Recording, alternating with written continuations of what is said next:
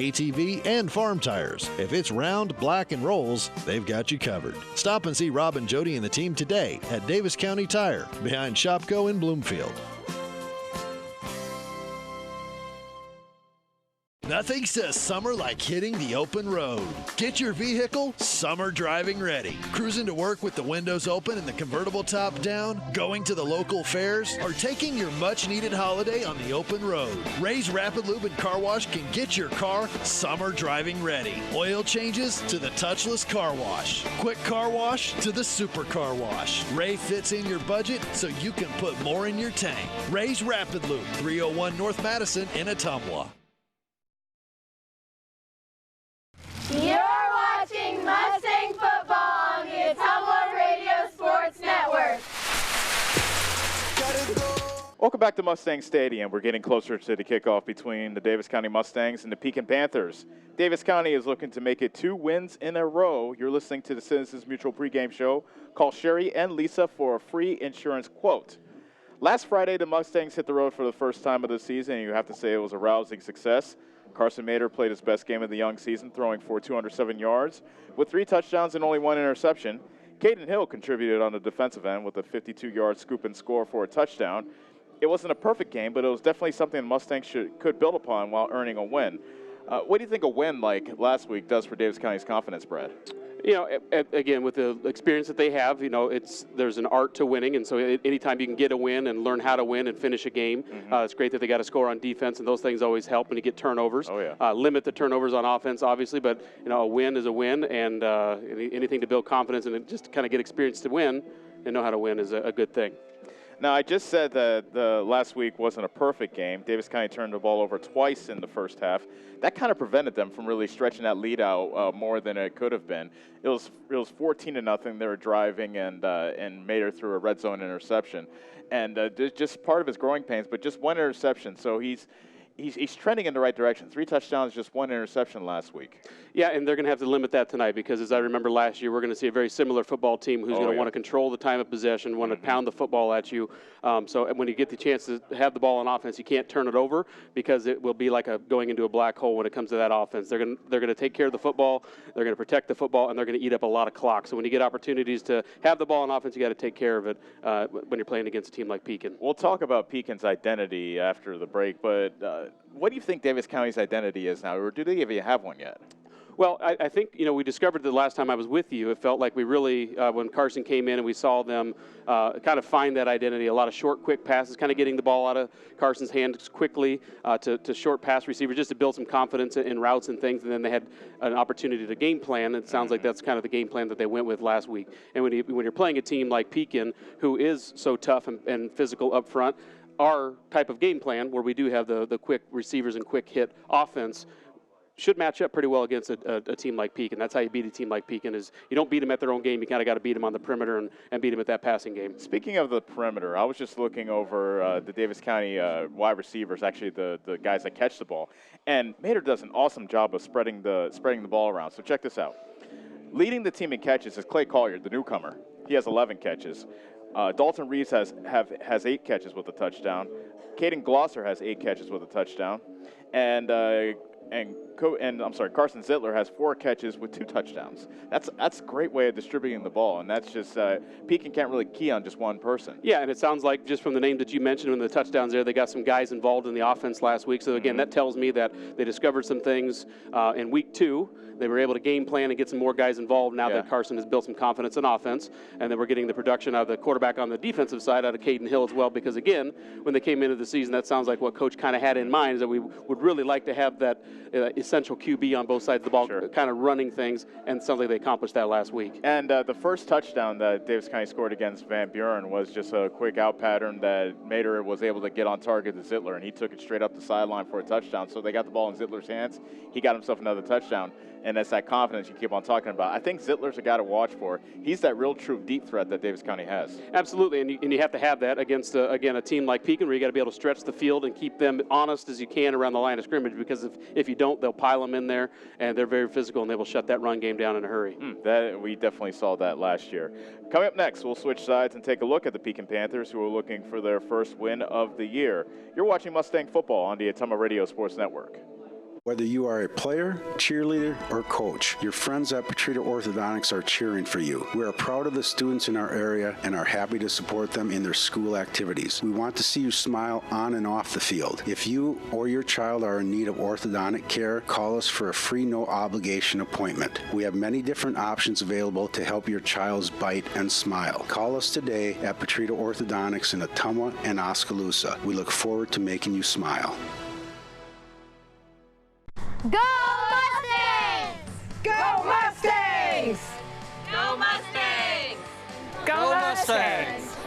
Go Mustangs! Go Mustangs! Go Mustangs! Go Mustangs! Go Mustangs! The Davis County Mustangs would like to thank the community for their continued support. Hi, this is Chris Ledke, owner of Pulaski Lumber. I would like to personally invite you to see our updated inventory. We have a nice selection of tools, plumbing, flooring, tile, accessories, and as always, we can order in anything you might need. Josh is also available to offer you professional 3D drawings to design your new home, deck, or addition. We don't charge huge architect fees, but are confident you will be happy with our work. We look forward to meeting you at Pulaski Lumber, your start-to-finish lumberyard.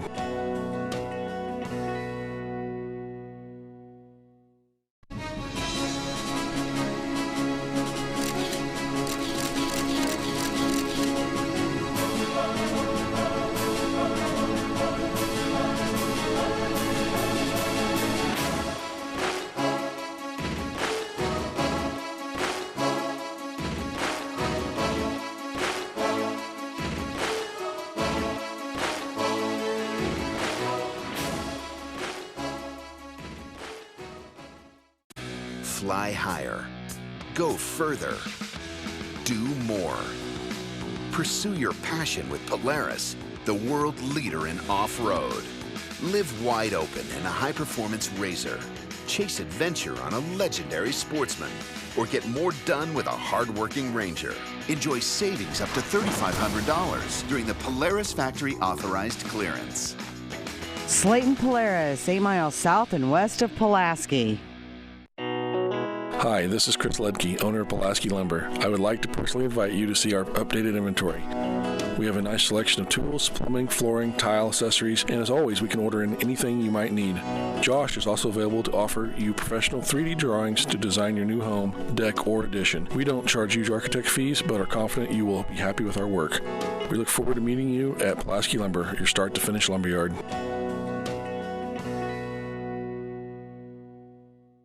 The busy farming season is here, and Nutrient Ag Solutions in Bloomfield is the best place to go for all your seed and fertilizer needs. They're focused on one thing and one thing only, providing their customers with the best products and services to grow the best crops possible. Farmers call them today for liquid and dry fertilizers, starters, small seed, and corn and soybean seed. They also offer crop protection chemicals and custom application. See why other area farmers are turning to Bob Lawson and the staff at Nutrient Ag Solutions in Bloomfield, where results in your field are always their first concern.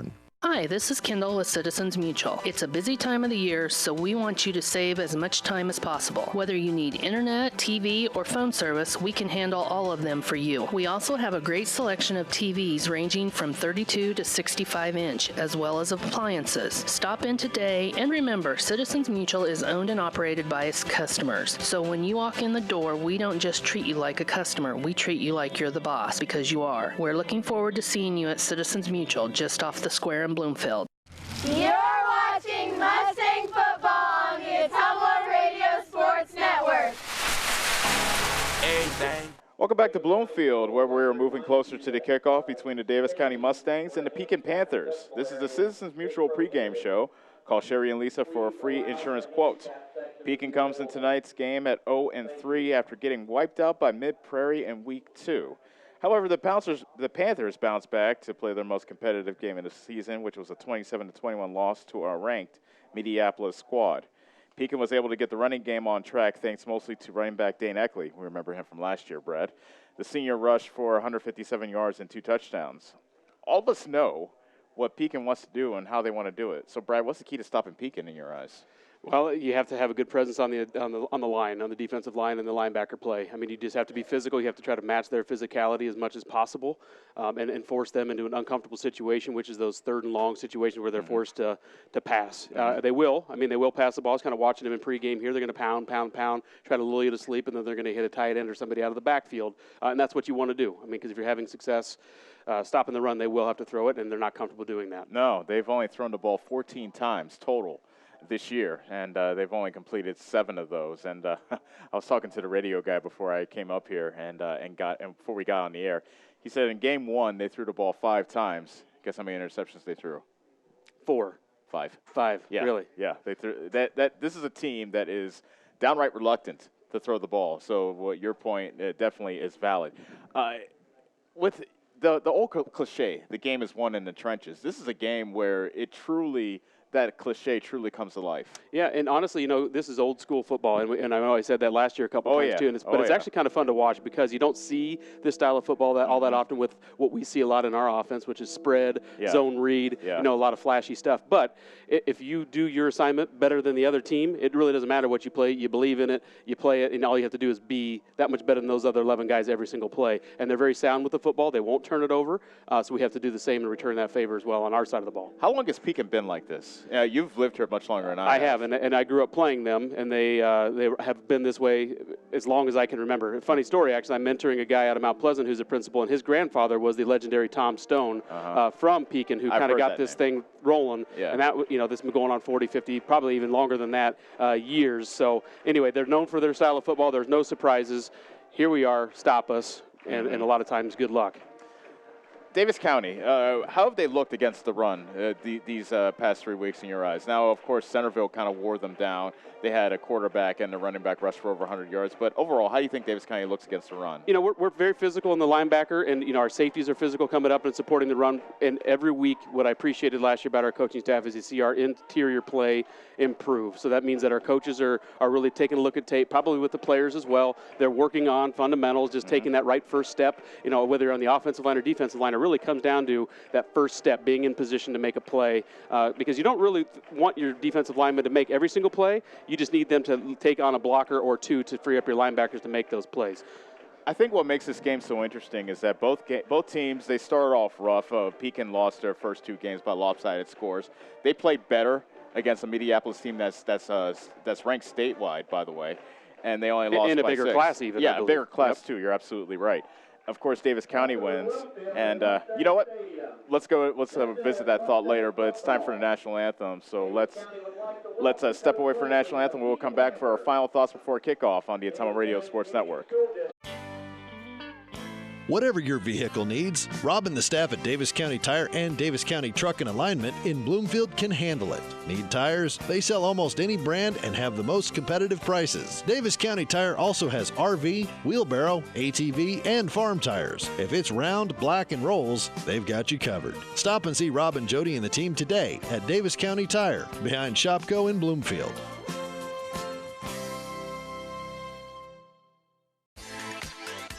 I'm Karsten. And I'm Callie. And we are the Neebs Girls. We would like to personally invite you to our parents' new store on the south side of the square in Bloomfield. Stop in and have them make you a custom shirt, hat, banner, sign, or even your school mascot. They stay open late on Thursdays until 7. We hope to see you soon. Neebs Graphics, making you stand out. Neebs Graphics on the south side of the Bloomfield Square. At Dixon's Floors & More, we don't mind being different, as long as the difference is better.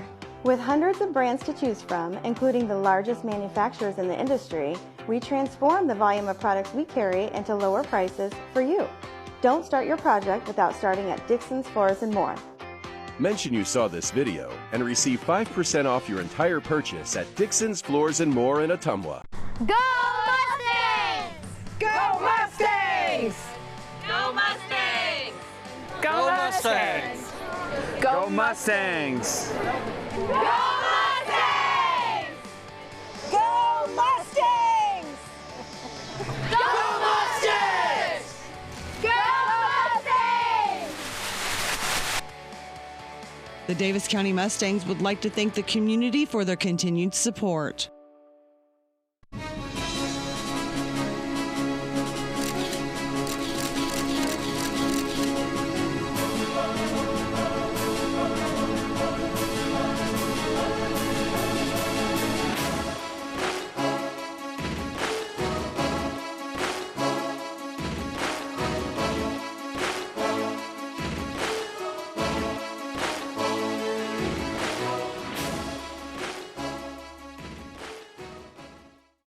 Fly higher. Go further. Do more. Pursue your passion with Polaris, the world leader in off-road. Live wide open in a high-performance RZR. Chase adventure on a legendary Sportsman. Or get more done with a hard-working Ranger.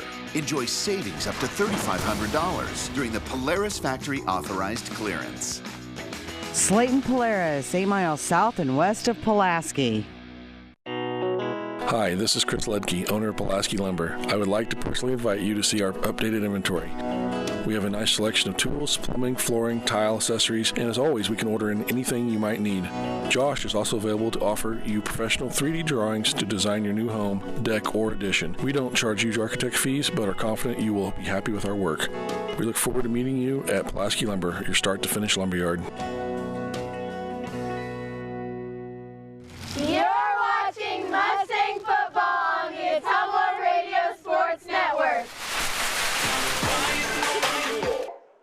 Both teams are out in the field, and we are moving closer to the kickoff between Davis County and Pekin in a Week 4 showdown. Davis County 1-2 on the season. Pekin 0-3, looking for their first win of the campaign. Ellis Coach are joined by Brad McCloskey as we move closer towards kickoff. And just to reiterate the point that or continue the point that we were making, that I was trying to make before we had to step away from the national anthem, both the Mustangs and the Panthers started the season a little bit on the rough side, and they've gotten better as the season's gone on. That's especially concerned if you're a Mustang fan for Pekin, because like you said off the air, Mediapolis, the team that they only lost by 6 to last week, is a pretty good team, and you said they're pretty legit. Pekin only lost by 3 after losing the first 2 in blowout fashion. Makes you think they might have figured some things out. Yeah, they did, but it sounds like we've figured some things out as well. So, you know, just like every week, I know Coach, talking to him and talking to his players, he knows they're young. He knows they're a little inexperienced. So what you can do is focus on what you can control, which is, you know, taking care of the ball, not turning the ball over, focusing on offense, taking care of the plays. You know, again, taking the right first step to block your guy and sustaining blocks. Again, just focusing on your role, your responsibility, every single play, and just take care of the football, try to make as many stops as you can on defense, and, you know, see what happens. But again, they may turn the ball over if you hit them hard. It just, things can happen. The ball may bounce our way tonight, so anything can happen, but you have to be able to take care of yourself and your responsibility first and foremost. There is the coin toss, and it looks like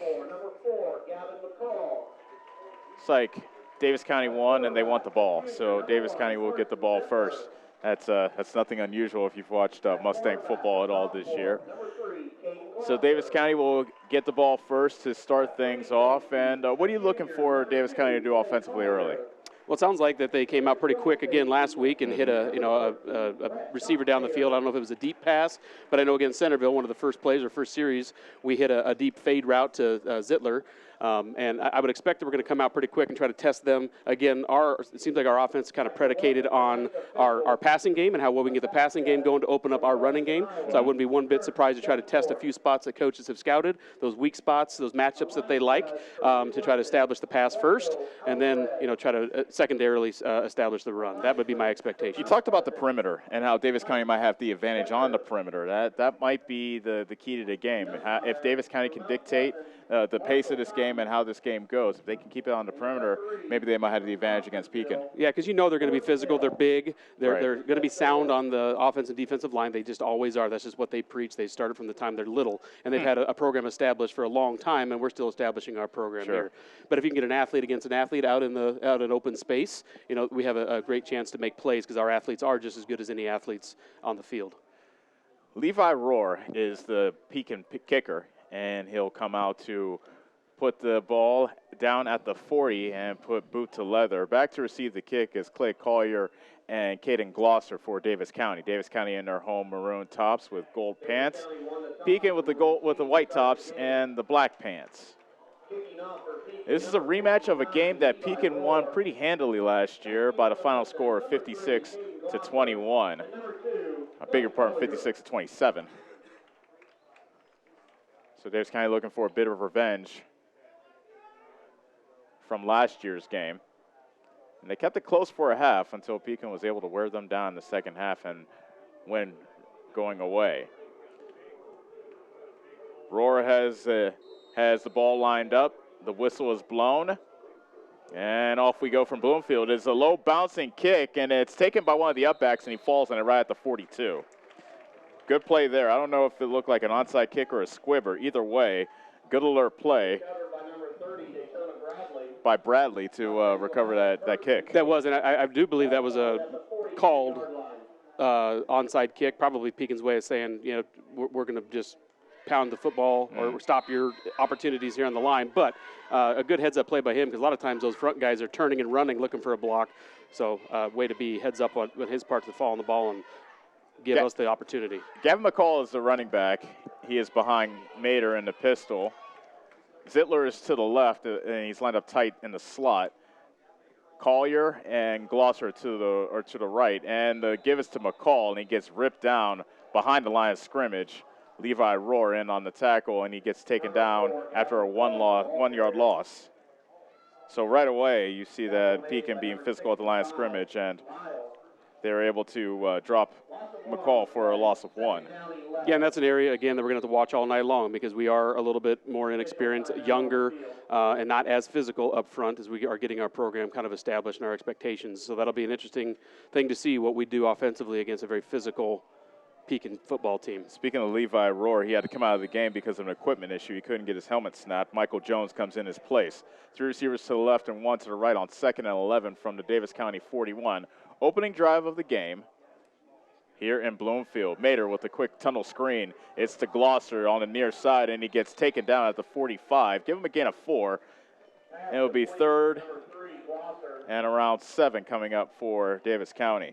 Yeah, nice gain there. Good blocking on the perimeter by our receivers there to give us a chance and make a 3rd and long into a 3rd and medium opportunity here. So a good job by the offense there to get a tunnel screen and get a few positive yards to make this manageable. 3rd and 7 from the 45-yard line. So Davis County already in their first 3rd down situation. 2 receivers will be to each side for Davis County. It's Heller and Heller and Glosser to the right, with Glosser and Zittler to the left, and a deep pass for Heller down the seam, and it's incomplete. Mater was under pressure by Jones, and he had to throw that one a bit earlier than he wanted to. He had Heller open down the seam, but that pressure caused Mater to get rid of it early. Incomplete pass, 4th down. Yeah, it did. And I couldn't tell if it was a blitzing linebacker or not, but what I was watching was actually that a defense that you don't see a lot anymore. You used to see a lot back when I played a 4-4 defense, and that's what Pekin was playing. 4 down linemen on the defensive line and 4 linebackers, and they got pressure and didn't have to give Carson time to make that connection. 3 and out for Davis County. Zittler is back to punt.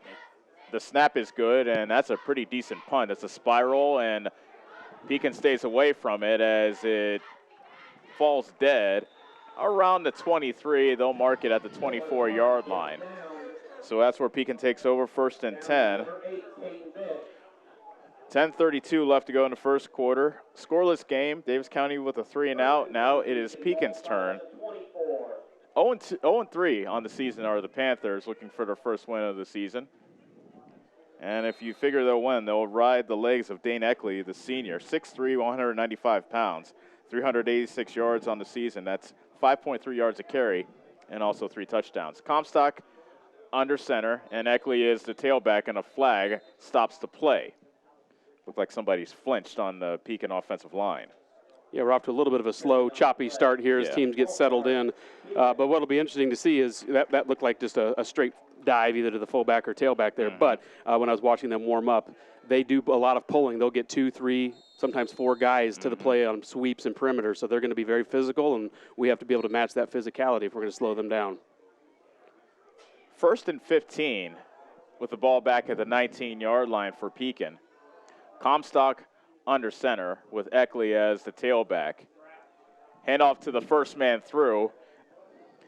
That is Luke Long, and he twists his way past the 25 to the 26-yard line. A gain of 7 for Luke Long.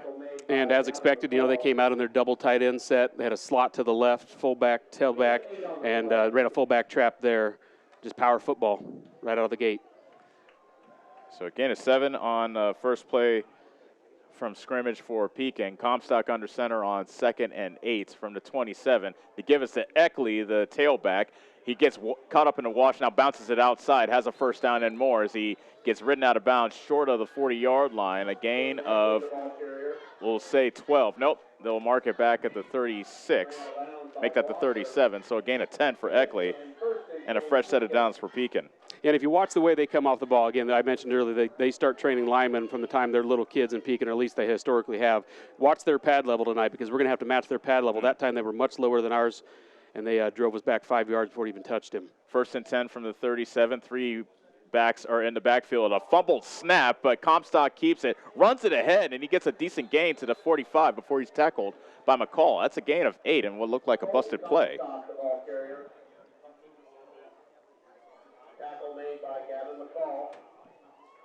So a decent 8-yard gain for Pekin makes it 2nd and short. Make it 2nd and 2 from the 45. Clock moving, 9:15 left to go in the first quarter of a scoreless game. This is Pekin's first possession.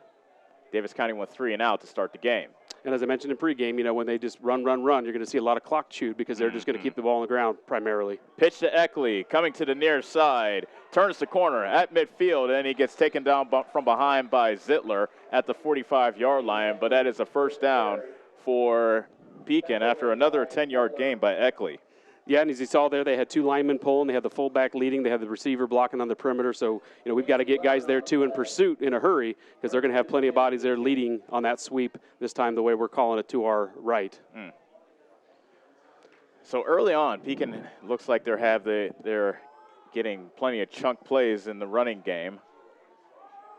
I formation behind Comstock, who is under center. 1st and 10 from the Davis County 45. A trap play, and this time – swallowing up near the line of scrimmage was Spencer Boss.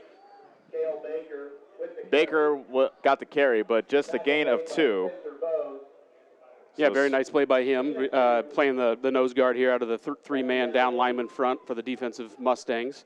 I'm guessing that's the guy they meant to trap and either missed him or he just blew the trap man up and made the play. Good play by Spencer Bose.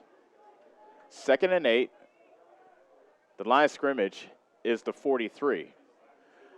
8 minutes straight up left to go in the first quarter of a scoreless game. Eckley is the lone setback. Comstock with the long count under center. Play action. Comstock drops straight back. Throws it deep down the middle. It's almost caught at about the 22-yard line by the tight end, Kenan Wynn. That's important because when he throws it, he has 7 completions so far this season. Comstock does. Kenan Wynn has all 7 receptions. Well, and he, had him there, but he kind of floated it over the middle. That's what we mentioned in pregame, that they're going to pound, try to lull you to sleep, and try to throw that tight end over the middle or a seam like that. And he's fortunate that one hit the ground because that was up for grabs for anybody. 3rd and 8. This is the 7th play of a drive that started at the Pekin 24-yard line. They've made it up to the Davis County 43 with 7:48 remaining in the opening quarter of a scoreless game. Wishbone in the backfield. Eckley is the deep back. The give is to Wynn. He dances around to tackle. He'll have a first down at the 30, and he'll take it up the far numbers into just about the 25-yard line, make it the 26. A little trap play. Yeah, like a trap or a counter, to the Wishbone guy, the tailback who was in the slot position in the play before, came back deeper in the backfield. And, either a trap or a counter play coming back the opposite way. We had a defensive man. I didn't see who it was. I think it was our corner or outside linebacker slip, and they were able to convert that into a first down. So we had guys in their position to make play. Just got to make a play when they get it. 1st and 10 for Pekin after the 17-yard game for Wynn. The line of scrimmage is a 26. Give to Eckley, running straight ahead, inside the 20, inside the 15, still on his feet at the 5, and finally wrestled down right there at the 5-yard line. A gain of 21 for Dane Eckley. Tackle made by Gavin McCall. Gavin McCall was finally able to bring him down with the help of a lot of his teammates, but Eckley not going down easily. Nope, and he was doing some spinning, which always makes it hard, to grab onto cloth or something when that guy's spinning. So a good run by him, and now they're nipping in the red zone. This is an impressive opening drive for Pekin. First and goal from the 5. Eckley in the I formation. Heavy set formation for Pekin. Give to Eckley. He gets taken down right at the line of scrimmage. I think that was, actually, no, that was Dockstader. No, beg your pardon, that was Hill. That made the tackle at the line of scrimmage for no gain. Yeah, several guys there to make a play. Again, nice job by the defensive line to keep their pad level low, not be driven backwards on that play, make a pile, and let our linebackers and our skill guys in the back make plays. They did just that. Good job by them. Clock moving, 6:22 left to go in the opening quarter of a scoreless game. Second and goal from the 5. Pekin stays with a heavy formation. 3 tight ends are in, and Eckley is the lone setback. Comstock still barking out orders, now goes under center, lifts his right leg, and Wing comes into motion. Pitch to Eckley, running to the left. They stretch it out, Davis County does. Eckley cuts it back, and he gets submarined by McCall, I believe. Yeah, right at the 1-yard line. And that play was made by the perimeter guys out there, keeping him in and keeping contained. Good pursuit. Good job by the corner. Looked like number 3 to me. Caden Glosser out there keeping contained, and we had some ends out there as well. So nice job by them to allow our linebacker to make a play. It's exactly what we needed there. Keep him out of the end zone. Third and goal from the 1. Pekin seems like the type that they will try twice from the 1 if they need to. Big play here in the early stages of this game. Third and goal from the 1. I formation in the backfield. Eckley dots the I. He takes the handoff, running to the left behind the left guard, and he walks into the end zone untouched for the Pekin touchdown. A 1-yard touchdown run by Dane Eckley is our first score of this game. Well, no real surprises there whatsoever. I mean, that's exactly what you're going to see out of Pekin on film. You're going to see out of Pekin in pregame. You're going to see out of Pekin on the game field. You just have to find ways to make plays when plays present themselves. Levi Rohr in to kick the extra point. Comstock is the holder. Kick is away, and it is good. 5:20 remains in the opening quarter. An impressive 11-play, 76-yard touchdown drive by Pekin has them ahead 7-0 on Davis County on the Ottumwa Radio Sports Network. The busy farming season is here, and Nutrient Ag Solutions in Bloomfield is the best place to go for all your seed and fertilizer needs. They're focused on one thing and one thing only, providing their customers with the best products and services to grow the best crops possible. Farmers call them today for liquid and dry fertilizers, starters, small seed, and corn and soybean seed. They also offer crop protection chemicals and custom application. See why other area farmers are turning to Bob Lawson and the staff at Nutrient Ag Solutions in Bloomfield, where results in your field are always their first concern. Hi, this is Kendall with Citizens Mutual. It's a busy time of the year, so we want you to save as much time as possible. Whether you need internet, TV, or phone service, we can handle all of them for you. We also have a great selection of TVs ranging from 32 to 65 inch, as well as appliances. Stop in today, and remember, Citizens Mutual is owned and operated by its customers. So when you walk in the door, we don't just treat you like a customer, we treat you like you're the boss, because you are. We're looking forward to seeing you at Citizens Mutual, just off the square in Bloomfield. You're watching Mustang football on the Ottumwa Radio Sports Network. Davis County trails 7-0, and here comes the kickoff by Rohr.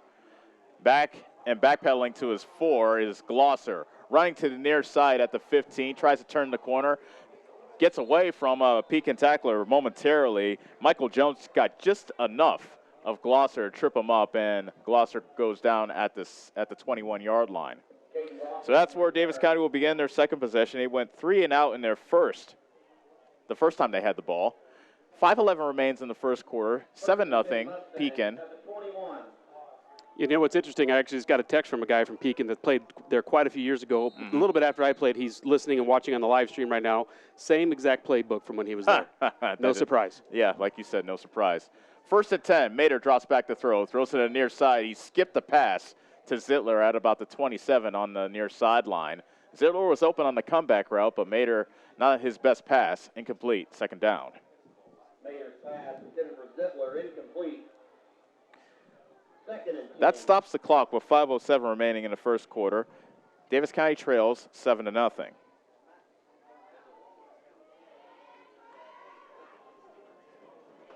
4 receivers out for Davis County on 2nd and 10 from the 21. McCall is the running back to the left of Mater, who is in the shotgun. Mater clapped his hands, looks to the sideline, now looks back down to center. Glosser coming into motion. Handoff is to McCall, bounces off a tackler and gets taken down at the 20. That's a loss of 1 for Gavin McCall.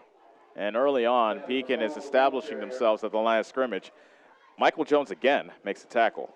They are, and they actually did that out of a different defensive front that time. They ran a non-typical defense for them, 3 down linemen down, 5 linebackers, so a similar defense to what we run.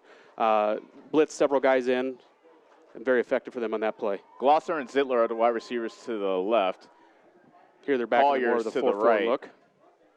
Mater in the shotgun, drops back to throw, looking, and the ball just slipped out of his hands as he was looking for Zittler on the left sideline.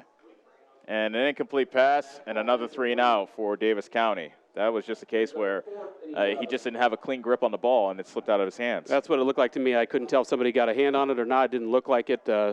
Just an unfortunate break there, and again, a punt for the Mustangs. So slow start for Davis County so far. And back to kick this one away is Carson Zittler. Back to receive the punt is Quentin Kopp. Zittler puts a boot to it. This is a low line drive. That takes a bounce at the 50 and a nice roll for Davis County all the way down to the 37-yard line. So Zittler got himself a bit of a members roll there. Yeah, he's doing all that he can there to give as much field position for Pekin to work with, as much green as possible. So decent punt there out of him. And now we have to come up with a few stops and make them, again, uncomfortable and put the ball in the air and see if we can make some good things happen. That was the only recipe that's going to beat a team like this. That was a 43-yard punt by Zittler with no return by Kenan Wynn. 4:21 left to go in the first quarter. Pekin with a 7-0 lead and the ball. This is the second time they've had the ball. They scored on their opening possession, 11 plays, 76 yards for the touchdown, which ended with a 1-yard Eckley run. Here's Eckley with a pitch, running to the left, has good blocks as he takes it out to the 45 and crosses the 45 to about the 46. A gain of 9 for Eckley. Yeah, so that time our defense had responded to all the pounding up the middle that they had, the counter plays, the trap plays. So we packed some more guys in the box. They, that time, sweeped out on the perimeter and had a few guys blocking. But decent job again by our corner to keep that from being a huge gain, limiting that to a 9-yard gain because he was 1 or 2 steps away from breaking that one wide open. 2nd and 1 from the Pekin 46-yard line. The ball is on the far hash. Comstock under center with Eckley as a lone setback. Eckley again. Stiff arms Hill, but Hill was finally able to bring him down at the 50, but that's a gain of 4 and first down for Pekin.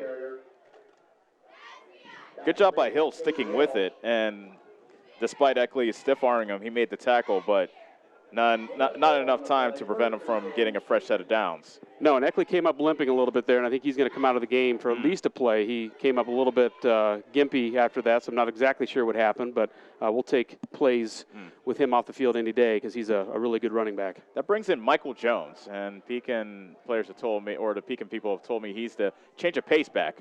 Much smaller than Eckley. Jones, 5'7", 145. Play action. Comstock to throw. Takes a shot as he lets it go down the field, and it's incomplete. He got blasted by Heller, who hit him right in the center of his chest as he let that pass go down the far seam. That fell incomplete at the 30. No receiver was really in the area. I think Comstock was just looking to get rid of it. Yeah, he was. He had a receiver that he was wanting to hit on the far left sideline, or towards the left numbers over on their Pekin sideline, but no, didn't have an opportunity to even see him by the time Heller hit him. And these are the situations we want to be in. We want to be in 2nd and long, 3rd and long, make them uncomfortable, make them put that ball in the air. 2nd and 10 from midfield. Michael Jones is the tailback in the eye. Give us the first back through.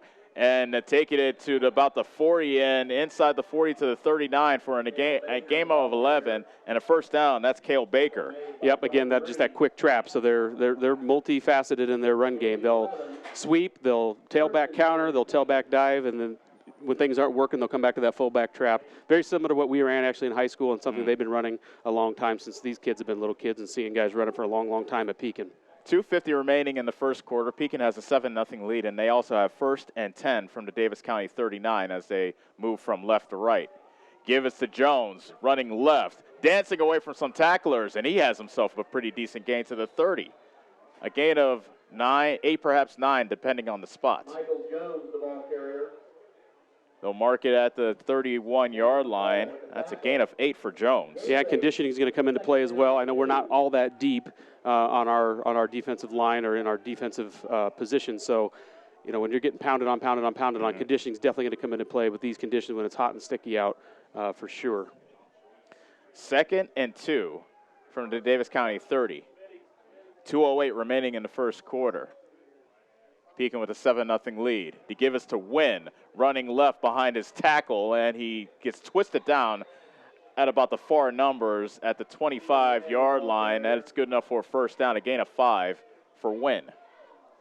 And that looked like that counter play that we saw a little while ago. That it was the up back that was lined up to the right, as we call it here, the right side of the Pekin offense. Pulled one guy back to the left, looked like some kind of counter. And we have light. Yes. I don't know what our producer did to do that, but the magic touch. Yeah, obviously. That's why he's here. Minute 38 remaining in the first quarter. Pekin with the 1st and 10 at the Davis County 24. Flag stops the play. Penalty flag before the snap. And before the snap, indication is a false start against Pekin. That will take them back 5 yards and make it 1st and 15. Given the difficulty Davis County has had stopping the Pekin offense so far, you take a pre-snap penalty like that. Yes, you do, and you hope that they put it in the air because you can just tell that that's not what they want to be doing. Mm-hmm. Both times they've attempted passes, it has not been that pretty, so we want to put them in situations which I don't believe this is one of them. I'd be surprised to see that, but I would love to see that. Absolutely. 1st and 15 from the Davis County 29. Jones stays in the game as a lone setback. Play action. Comstock to throw. Fires down the middle. Wynn is open. He's got it down the seam for a Pekin Panther touchdown. What a touch pass by Comstock to Kenan Wynn. His 2nd touchdown of the season. Pekin 13, Davis County nothing after the 29-yard hookup. Well, I was wrong, but again, he just kind of floats it up there. He is anticipating where his receiver is going to be. I don't even know if he could see where the receiver was. Really, I think they just kind of it's a timing route. By the time he faked it, booted out, he just kind of threw it. Again, we had an opportunity to put him in a situation, and we just didn't have a safety there to make a play. Levi Rohr boots through the extra point, and it is a good start for Pekin as they look for their first win of the season.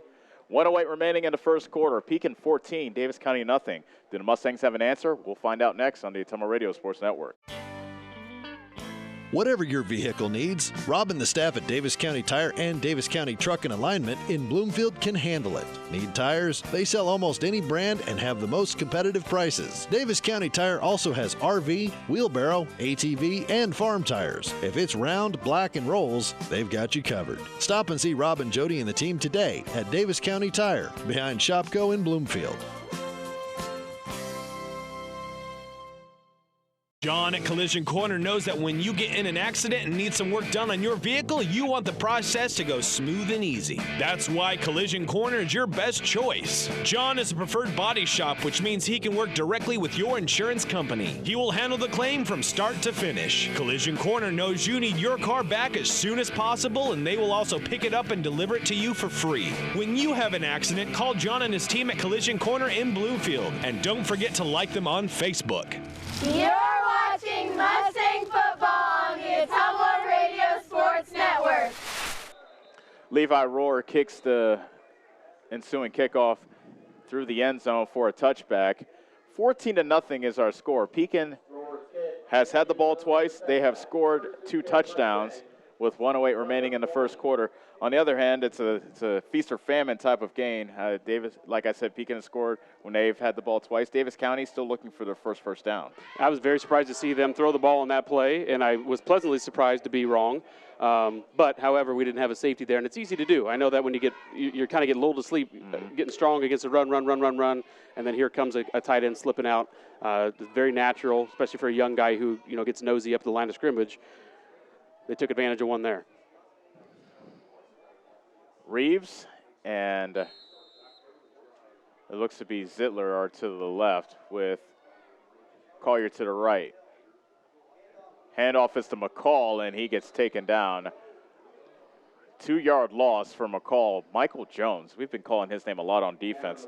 Not the biggest guy, like I said. 5'7", 145, but he'll get his nose in there, and he dropped McCall for a 2-yard loss. Yeah, they're beating us on the leverage. They're keeping their pad level low. I mean, you just watch the way they're lining up. A lot of times they're lining up in a really low or 3 or 4 point stance. It's all about pad level, and they're being more physical right now at the line of scrimmage. 2nd and 12 from the 18 with 38 seconds remaining in the first quarter.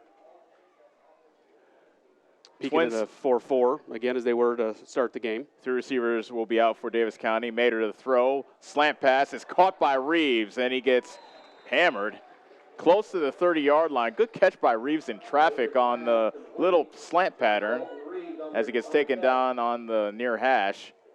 And the ball is marked just at the 29-yard line. That'll make it 2nd and 1. And those are the types of plays we need to get established, those just quick timing routes, those quick slant routes like that to really open up things for our running game. And that will end the first quarter. Our score at the end of 1, Pekin 14, Davis County nothing on the Ottumwa Radio Sports Network. Keith's Foods in Bloomfield has been serving the Bloomfield area since 1969 with quality cut steaks, ripe seasonal produce, scrumptious bakery cakes and sweets, fresh dairy products, and of course, tasty smoked meats. We also have available hunting licenses, stamps, money orders, and gift cards too. Open till 9 p.m. every day. We pride ourselves in providing small town service in a big way while keeping up with trends and latest items across the country. Yes, Keith's Foods is your hometown grocery store and so much more. Keith's Foods, where we always take your groceries out to your car. Proud supporter of the Davis County Mustangs. Go Mustangs! Go Mustangs! Go Mustangs! Go Mustangs! Go Mustangs! Go Mustangs! Go Mustangs! Go Mustangs! Go Mustangs! The Davis County Mustangs would like to thank the community for their continued support. You're watching Mustang football on the Ottumwa Radio Sports Network. The first quarter was all Pekin. They've had the ball twice, and a 76 and 63-yard drive have netted them 2 touchdowns. 1 touchdown run by Eckley and a 29-yard touchdown pass from Caleb Comstock to Kenan Wynn. Make that Colton Comstock to Kenan Wynn. First play of the second quarter coming up. It's a 3rd and 1. It's a quarterback draw, and Mater gets taken down behind the line of scrimmage, short of the line to gain. 4th down coming up, and decision time coming up for Kent Anderson. He's deep in his own territory, but he needs to get some things going on offense. Yeah, I do see the punt team coming out, which I'm kind of surprised by here, out of Coach Anderson the last couple of years, but probably the smart play. I'm sure he was tempted to go for it there, knowing that they're kind of driving the ball at will right now, but probably the right call here, but maybe we'll see some trickery. That's a loss of 1 by that run by Mater. Zittler to kick to Win. Zittler has been busy. This is his 3rd punt already. And he puts a boot to it. End over end. Coming down at the 40. Takes a Mustang bounce to the 30. And rolls to rest at the 26. That's where Pekin takes over. 1st and 10 from the 26-yard line. They have a 14-0 lead with 11:05 left to go in the second quarter. Good job by Zittler. I mean, again, another nice punt. Great roll result. So he's doing what he can to make them work for all the yards that they're gaining. But right now they are gaining. The first quarter was brought to you by Davis County Tire. Think of them first for all your tire needs.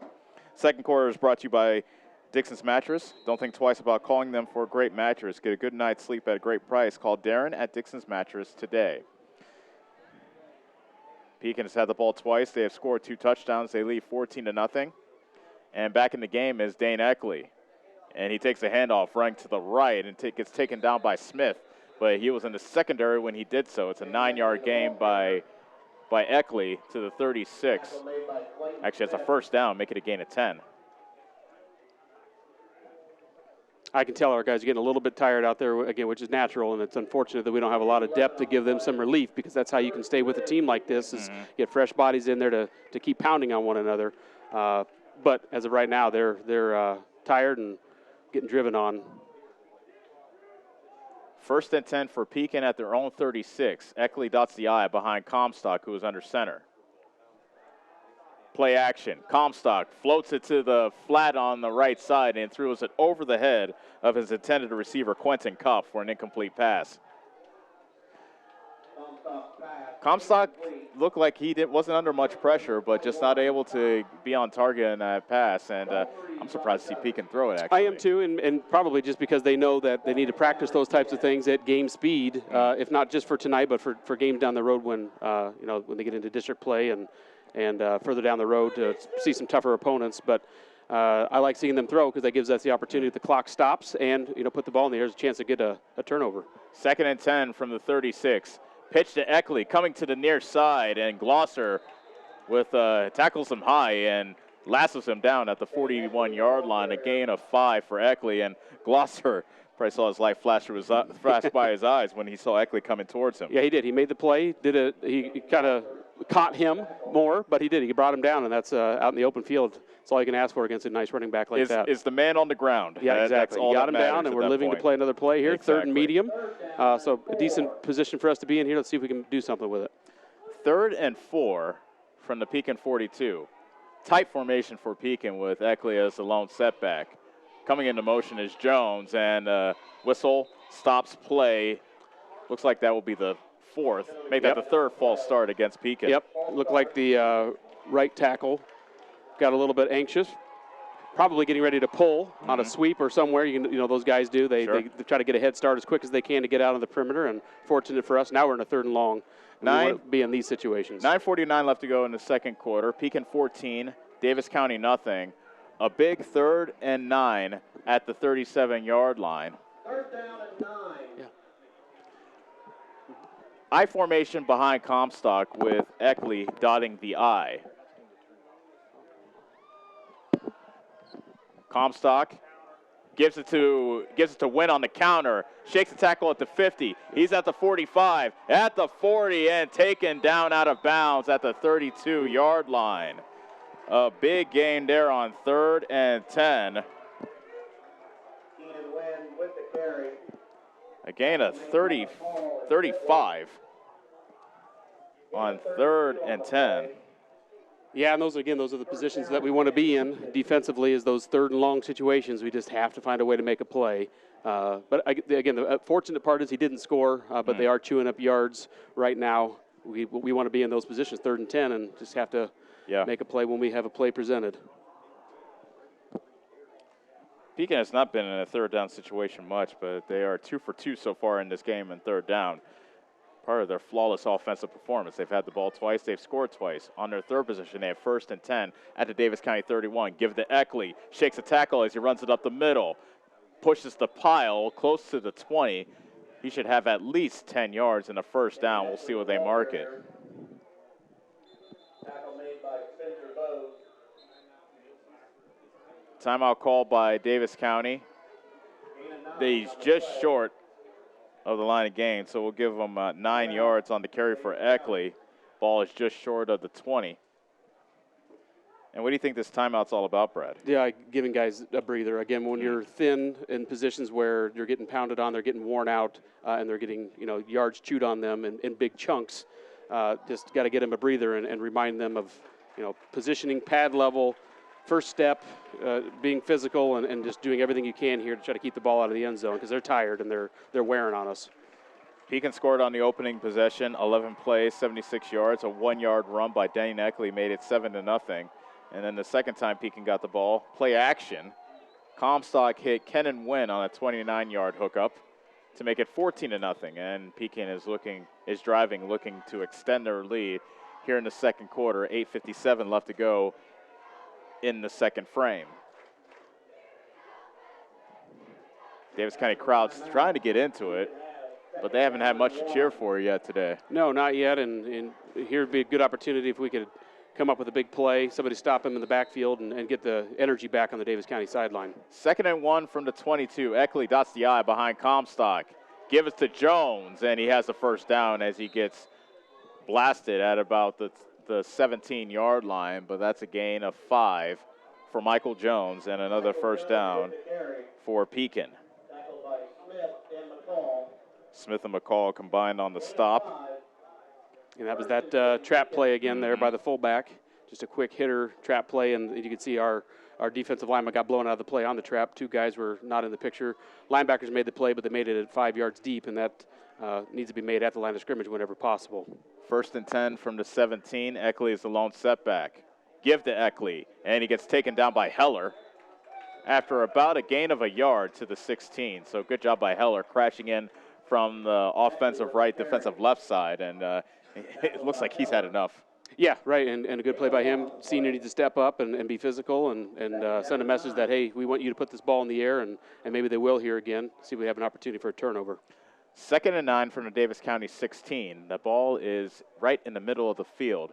8:09 left to go in the second quarter. Pekin 14, Davis County nothing. Eckley is the tailback in the I formation. Pitch to Eckley, running right. Gets stretched out by Reeves, and he gets submarined there on the perimeter near the sideline by Carson Zittler. Short of the 10-yard line, make it about the 12, and it's a gain of 4, and 3rd down coming up for Pekin. Yeah, nice tackle, nice job on the perimeter by Zittler coming up from the safety position. Dalton Reeves was giving chase there, just kind of got beat to the perimeter, but a nice job by the safety coming up, making a play, and make it 3rd medium. Again, a situation that we want to be in. 3rd and 5 from the 12, and a timeout is called by Davis County. Head coach Ken Anderson probably thinks this is a big play. Wants to make sure his defense is nice and rested. 7:30 left to go in the second quarter. Pekin 14, Davis County nothing, and a huge 3rd down coming out for this Davis County defense. I think our fears, Brad, that we had in pregame are kind of coming into reality. We thought that maybe Pekin had things figured out given their close loss to Mediapolis last week, and that kind of seems to be proven true right now. Yeah, and when they get that ball offensively, they're just going to do their thing. They're going to eat up clock, and we're just not able to do anything offensively right now to keep the ball out of their hands. We've had to punt, and again, they're going to chew up clock as long as they're not turning the ball over, which they are not right now, and they're actually putting the ball in the air more than we anticipated. So they're pretty balanced right now in terms of Pekin football, throwing the ball a little bit. They've actually thrown the ball 4 times today. In situations that they didn't necessarily need to. But, again, you have to practice those things. At game speed is maintain somewhat of a balance because you're going to run into opponents who are going to be as physical as you later on down the road. But here's an opportunity for our guys to be physical and see if we can come up with a big play on 3rd and medium. 3rd and 5 from the Davis County 12. 7:30 remains in the second quarter. Pekin has a 14-0 lead. They line up in the wishbone in the backfield. Eckley is the deep back. Wynn and Jones are also the running back. And the give is to Eckley, running right. Has a 1st down, reaches for the end zone, and he is stopped short of the goal line, but that is a gain of 11. And another 1st down for Pekin. Yeah, he was right at the goal line. You can see him stretching to try to get the ball in there. He's probably on the half-yard line or 1-yard line at most. Again, we weren't making contact with him until 6, 7, 8 yards downfield on that 3rd and medium, putting our defense in a tough spot here on the goal line. 1st and goal from the 1. Pekin looking to knock it into the end zone to our left. Eckley dots the I. He already has a touchdown today, a 1-yard touchdown plunge that opened the scoring in the first quarter. Comstock takes, turns, hands it off to Eckley. He walks into the end zone behind the right side of his offensive line for the Pekin touchdown. Eckley with his 2nd touchdown run of the game to make it 20-0 Pekin with the extra point coming up. And that's what's most challenging about an offense like this is that if you're not able to match their physicality right at the line of scrimmage, they're going to beat you there. And then they got guys pulling that you have to deal with almost as a secondary wave and then a fullback. And they're very physical, and right now their formula is working. Pekin's scoring drives have been 76, 63, and 74. The long field has not bothered them. Levi Rohr is in to kick the extra point. A low snap. Comstock gathers it in, but the kick is no good. Our new score with 6:49 remaining in the second quarter. Pekin 20, Davis County nothing on the Ottumwa Radio Sports Network.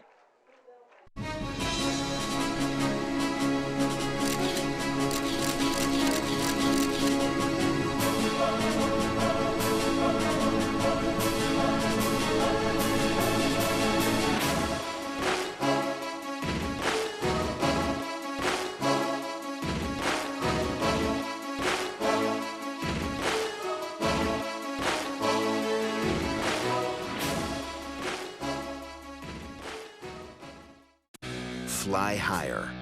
Go further. Do more.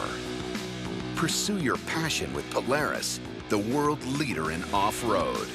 Live wide open in a high-performance RZR. Chase adventure on a legendary Sportsman. Or get more done with a hard-working Ranger. Enjoy savings up to $3,500 during the Polaris Factory Authorized Clearance. Slayton Polaris, 8 miles south and west of Pulaski. And the kickoff comes down to Collier, beg your pardon. He gets ripped down at the 15-yard line. There for the special teams tackle was Dustin Adams for Pekin. Davis County trails 21-0 with 6:40 remaining in the second quarter. And it's a case where Davis County has had the ball 3 times, 3 3-and-outs. Not really getting much going on the offensive side. What do you do here, Brad? Well, you have to. You have to start to get something established and try to get our passing game going. Again, we're not going to be able to run the football against them consistently and hope that's where we get the offense established. You have to get it established on the perimeter. On the last play before we had a punt, Carson Mader had a 3rd and short, slipped, and we weren't able to convert. So we have to get some of those conversions and some things start going our way. 20 to each side for Davis County. Snap is to Mader, and Reeves caught it, dropped it, and was able to regather it in at the 17-yard line. A gain of 2 when it's all said and done. Dalton Reeves with a 2-yard catch. And that makes it 2nd and 8 coming up for Davis County. That's just the 3rd pass completed by Mader. He is 3 of 6 so far in this game. So again, just little things like that get you out of your timing. He caught the ball, going to make a play, fumbled it, gets you all out of your rhythm. And so we just can't do that if we're going to continue to chew up yardage and hope to get something established offensively. 2nd and 8 from the 17. 2 receivers to each side for Davis County. Mader is in the pistol. Claps his hands, fumbles the snap, but he's able to fall back on it at the 14-yard line. However, that is a loss of 3. Looked like Mader was ready for the snap, but it seemed like the snap still surprised him. Yeah, when you got young guys like this and you're taking hits and they're being very physical, you sometimes just get a little bit of a hurry and these things start happening. We've got to just kind of calm down, run the plays, do what we can to try to get some offensive plays going positively. 3rd and 11 for Davis County. They are 0 for 3 on 3rd down so far tonight. 5:30 remaining in the second quarter. Davis County trails 20-0. Blitz coming.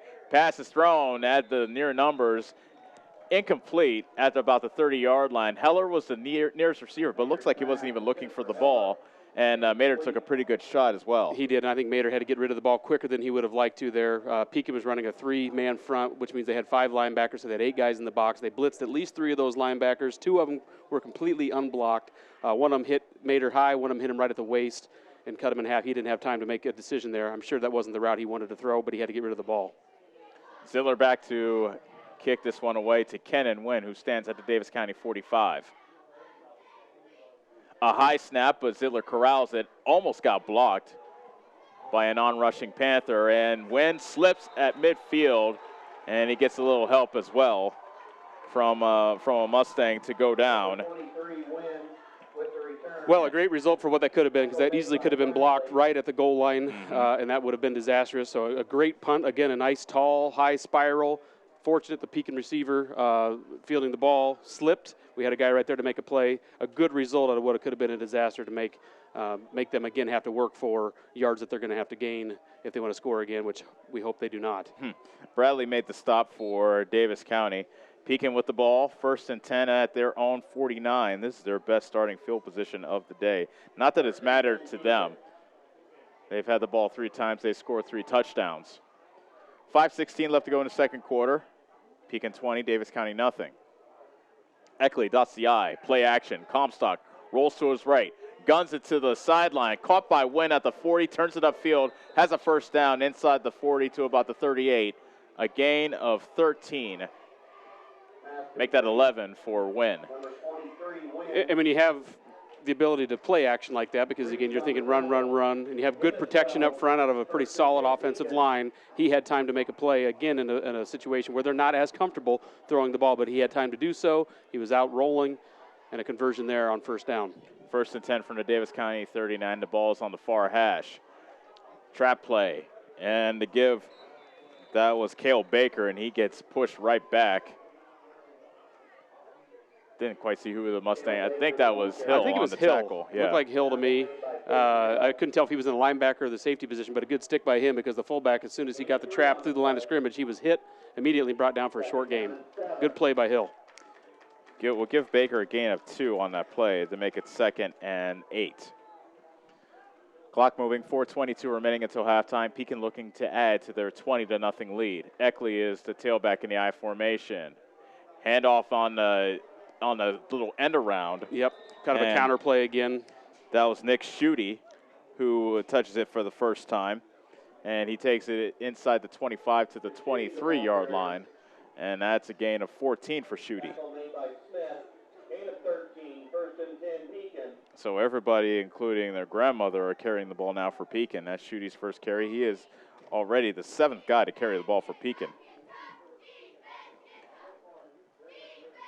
1st and 10 from the 23. Fumbled snap. A flag is down as well. Comstock falls on his own fumble at the 25. I thought I saw some illegal motion there possibly on the offensive side, but it looks like I see a guy pointing to the defense as well. Looks like there's 2 fouls on the play. Illegal motion against Pekin, and I thought I saw the referee throw the flag late because the umpire threw the flag in the defense, but I guess he saw the same thing the umpire saw. Yep, and maybe he was just digging for his flag and got it out late. But anyway, a good break for the Mustangs. Again, forcing him into a 1st and long situation. Maybe we'll see a throw again because, again, that's, to me, when they're susceptible and maybe can make a mistake on offense. 1st and 15 from the Davis County 29 with 3:33 remaining in the 2nd quarter. Davis County in need of a stop on defense. They trail 20-0. Pekin looking for their first win of the season. They come into this game 0-3. Davis County 1-2 after a win last week. They were looking for a 2-game winning streak. Eckley is the lone setback. Comstock with the long count. They give it to Schutte running around the right side. He gets stood up at the 20 and dropped by Clayton Smith among others. Well, that's a gain of 9 for Schutte. Looked like that same counter play that we saw him run the first time he got the ball. The fullback and tailback actions kind of going to the left. He's coming back from the left side of the offense back to the right. He did have a pulling guard, looked like, or a tackle with him up the middle.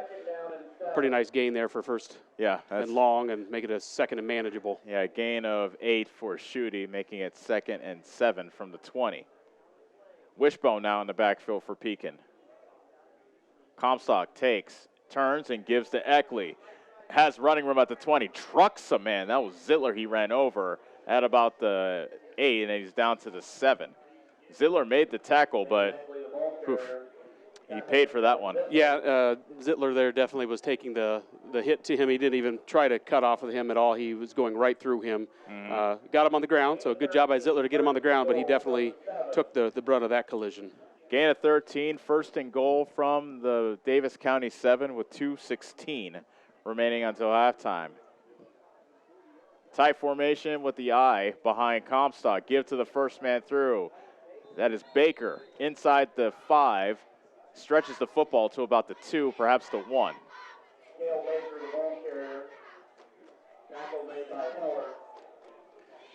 They'll take it. They say he's down at the 2. That's a gain of 5 for Baker. And I'll make it 2nd and goal from the 2.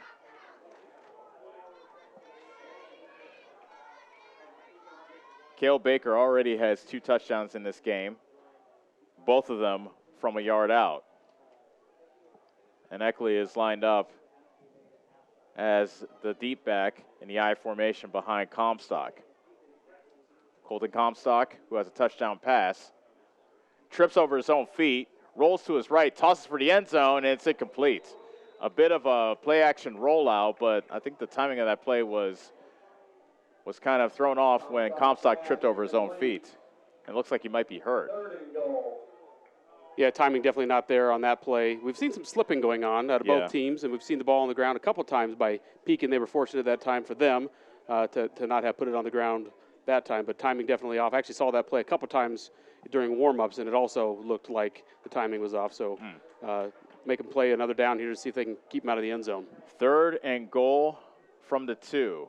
Comstock hands off to the first man through. That's Baker, and he fights his way across the goal line. Touchdown, Pekin. Touchdown, Pekin. He carried Caden Hill into the end zone with him. And a 2-yard plunge by Cale Baker makes it 26-0 with the extra point coming up. Kind of watching to see if they're going to kick it or go for two since they missed the extra point before. Looks like they're huddling up. Eckley is out there. And I don't see Rohr, the kicker, so you might be right. They may be going for two. Try to make up for the lost extra point on the previous touchdown. They will go for two. Pekin's going for two. Comstock with Eckley as a lone setback. Takes, and it's a play action. Comstock throws to the right corner of the end zone, and it's caught for the 2-point conversion. Making the catch was Kenan Wynn. And a nice on-target pass by Comstock makes our score. Pekin 28, Davis County nothing with 1:10 left to go in the second quarter. This is the Ottumwa Radio Sports Network. Hi, this is Chris Ledke, owner of Pulaski Lumber. I would like to personally invite you to see our updated inventory. We have a nice selection of tools, plumbing, flooring, tile, accessories, and as always, we can order in anything you might need. Josh is also available to offer you professional 3D drawings to design your new home, deck, or addition. We don't charge huge architect fees, but are confident you will be happy with our work. We look forward to meeting you at Pulaski Lumber, your start-to-finish lumberyard. You're watching Mustang football on the Ottumwa Radio Sports Network. 8 plays, 51 yards, and Pekin have themselves another touchdown. 2-yard touchdown run by Cale Baker, his first of the season, I believe. And Pekin ahead, 28-0, with the kickoff coming up from Levi Rohr. There's the kick. A spinner coming down to Collier. He drops it at the 10, scoops it up, and comes to the near side, 15, 20, and it gets rudely escorted out of bounds at around the 25-yard line. You don't often talk about just the little things that we've seen, happen in big situations for us tonight. Just little things like that. The yards that you didn't gain because of the bobble, where you're trying to run before you catch the ball. Sure. We've seen it happen on offense out of our receivers, just trying to, run before they catch the ball and fumble, as opposed to getting a few more yards, stumble out of the quarterback position on a 3rd and short. Yep. Those little things over a half, just a lot of little things can add up to what we're seeing right here, which is a very lopsided score. Glosser and Zittler are the wide receivers to the left. Mater takes shotgun snap, rolls to his left, fires, and he bounces it to Glosser, who almost caught it at about the 33, but wasn't able to garner it. It was a low pass, incomplete, and second down coming up for Davis County. Yeah, nice, well-designed play there. We had good space. Carson had good visibility out there, rolling to his left. Just, again, came up a little bit short. I'm sure feeling the impact of some of those pressures that he's taken early in the game to this point, making an impact at this point in the ball game. Collier and Heller to the right. Zittler and Glosser are the wide receivers to the left. Mater to throw again on 2nd and 10. Slant pass, caught by Collier. He's at the 40, still on his feet. At the 30, at the 45, at the 50, and twisted down at the 49-yard line. A 26-yard gain for Clay Collier. And a big play nets Davis County their initial first down of the game. Yeah, and what a great play. That safety read it, was just about a half a step off and get his fingers on that. Fortunately for us, nice play, big gain. Mater, screen pass. Coming to the near side is Heller. The 45, the 40, shoved out of bounds at the 39-yard line. A gain of 10 and a first down for Davis County. And Pekin calls timeout. It's the first kind of momentum that Davis County has had, and Pekin says that's enough of that. Let's call timeout and see if we can regroup. Yep, and remind our guys of positioning. Again, the defensive back on the previous play was just a half a second off, but again, we've had those half a seconds working against us so far in this game, so it's nice to see them coming together. When they do come together, we have some nice playmakers who can make plays. We just have to have our footing. We have to have time to make those plays, and guys have to make plays when the ball is coming their way, and they have, and we just need to keep this going. First downs are brought to you by Collision Corner. Think of John at Collision Corner first to get your car looking good again. And don't forget to like them on Facebook. So after going a good part of 2 quarters without a first down, Davis County now has 2 straight first downs as they look to put points up on the board before halftime. Yeah, we have to stick with this formula. This is the formula you and I talked about that I think Coach Anderson envisioned, coming out and playing. But you just have to make plays when those plays present themselves, and we haven't to this point. We are now on this series, and let's hope that timeout doesn't kill our momentum and we can come out and do the same thing. But those are the exact thing that we talked about in pregame, that we have to get momentum-wise on the offense to establish any kind of running game. And this is how you beat a physical team like this, is with your athleticism on the perimeter. Wide receivers are bunched into the formation, all 3 of them. Collier on the right with Glosser and Zittler to the left. 1st and 10 from the Pekin 39-yard line. Mater under pressure, flush to his left. Lofts it down the field, cut by Collier, and he's knocked out of bounds at the 1-yard line. Mater was able to keep the play alive, and Collier found himself free in the secondary, and it's a 38-yard gain to Clay Collier, who's had catches of 26 and now 38 on this drive. I tell you, I love that play design, too, because I could hear it in your voice. You were kind of surprised at the offensive formation that we saw. We saw a lot of receivers in tight. Great blitz pickup by McCall, and a huge play for the Mustangs. Timeout, Pekin. Timeout. So the previous timeout hurt them because that gave Coach Anderson an opportunity to throw in a play that they probably haven't seen on offense, because I have not seen that play design to this point. And that's what I appreciate about our coaches, that you see a little bit more difficulty every single week. And there, that time we saw a bunch set out of our receivers inside. Again, a very nice pickup by Gavin to give Carson time to roll out to his left and find a wide open Collier for a big play and near touchdown. 21 seconds remain in the second quarter. Davis County trails 28-0, and this has been their first sustained drive of the game. Their first 4 possessions were all 3 and outs. So Davis County now with plays of 26, 38, and 10. Those are the chunk plays we've been looking for, Brad. They've finally been able to find something in this Pekin defense. Yeah, and unfortunately, the games that I've been involved in, this has kind of been the MO of this team when I've been here to help you call the game, is that we kind of find our rhythm and identity late after we have these big deficits, and we have to try to climb out of these big holes. And it's very difficult with a team like Pekin, who's going to control the ball and control the time to dig out of these games. But I like what I'm seeing here on this drive. 1st and goal for Davis County at the 1-yard line. Trips to the left and 1 to the right. Davis County spreads it out with Mater in the pistol. Mater rolls right, fires for the end zone, incomplete. Threw it wide of Heller, who was running shallow in the end zone towards the right corner. Mater threw it wide, incomplete pass, 2nd and goal. Another nice pickup there by Gavin. Actually, he blocked 1 guy into the second, so he blocked 2 guys there to give Carson that just extra time. Nice zip on the ball, just missed Heller by about a half a step. But he was open. He had his defender beat. So, again, seeing some promising things out of the offense on this drive. Davis County looking for their first points of the night with 17 seconds left to go in the second quarter. 2nd and goal from the 1. Mater, quick set, throws it high for Zittler, who was running a slant on the far side. Incomplete. 3rd and goal. Mater's pass incomplete. That pass didn't have much of a chance. No, and it didn't. I was kind of watching the action in the end zone, and I did see that Carson had a guy right in his face that came from up the middle, number 59. I don't have the numbers in front of me from the defense. Number 59, I want to give him credit. That's Levi Rohr. Okay, so he was right in Carson's face to kind of disrupt that rhythm of the play. 3rd and goal from the 1. Another quick set, and it's knocked down.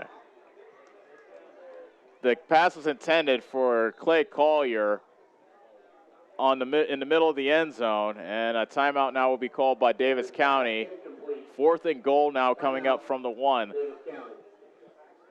little surprised they didn't try to run it at least once with 1 timeout, but now it's 4th and goal from the 1. 10 seconds left, and this is Davis County's best chance thus far to score in this game. And it's that first down and goal you kind of go back to, because that was a play where Heller was open, but Mater missed him, and a couple of misfires after that. Yeah, and this is where, again, when you don't have a really strong run presence against a very strong run defense, you kind of wish you did here, that opportunity to establish something up the middle and see if you can't get a fullback dive or a quarterback keeper, something up the middle. But again, our offensive identity is pass, and that's what's gotten us here to this point on this drive. But I do like what adjustments Coach makes out of timeouts. So we'll see what he has in store here. 4th and goal from the 1. 10 seconds remain in the second quarter. Davis County trails 28-0. Mater in the pistol. McCall is the running back behind him. Heller and Collier are the wide receivers to the right. Zittler and Glosser are to the left. Mater claps his hands, takes a chest-high snap. Quarterback draw. Mater gets taken down at the 3. Combining on the stop were a trio of Pekin Panthers. Matt Long, chief among them, and Pekin makes a key goal line stand. 4 times they stopped the Mustangs from the 1-yard line to turn the Mustangs over on downs. Yeah, and that's unfortunate. Again, if Coach Anderson could go back and do that again, I bet he would do something like that on the first down. But he was anticipating that the nice play call that he had on first down, just, again, a timing thing, just off just a little bit, kind of sets you back, and then you're scrambling to look at your playbook to figure out how to get this ball in the end zone. Weren't able to do that there. I like the idea, I like the play call, but look, the timing was just a little bit off. The offensive line didn't give Carson enough time. Comstock looks to take a knee after Pekin takes over at their own 3. He does take a knee, and that is the end of the first half. Pekin dominant thus far in the first half of play. They lead at 28-0 over Davis County. We'll be back to start the halftime show when we return on the Atomo Radio Sports Network. The busy farming season is here, and Nutrien Ag Solutions in Bloomfield is the best place to go for all your seed and fertilizer needs. They're focused on one thing and one thing only, providing their customers with the best products and services to grow the best crops possible. Farmers call them today for liquid and dry fertilizers, starters, small seed, and corn and soybean seed. They also offer crop protection chemicals and custom applications. See why other area farmers are turning to Bob Lawson and the staff at Nutrien Ag Solutions in Bloomfield, where results in your field are always their first concern. Hi, this is Kendall with Citizens Mutual. It's a busy time of the year, so we want you to save as much time as possible. Whether you need internet, TV, or phone service, we can handle all of them for you. We also have a great selection of TVs ranging from 32 to 65 inch, as well as appliances. Stop in today, and remember, Citizens Mutual is owned and operated by its customers. So when you walk in the door, we don't just treat you like a customer, we treat you like you're the boss, because you are. We're looking forward to seeing you at Citizens Mutual, just off the square in Bloomfield.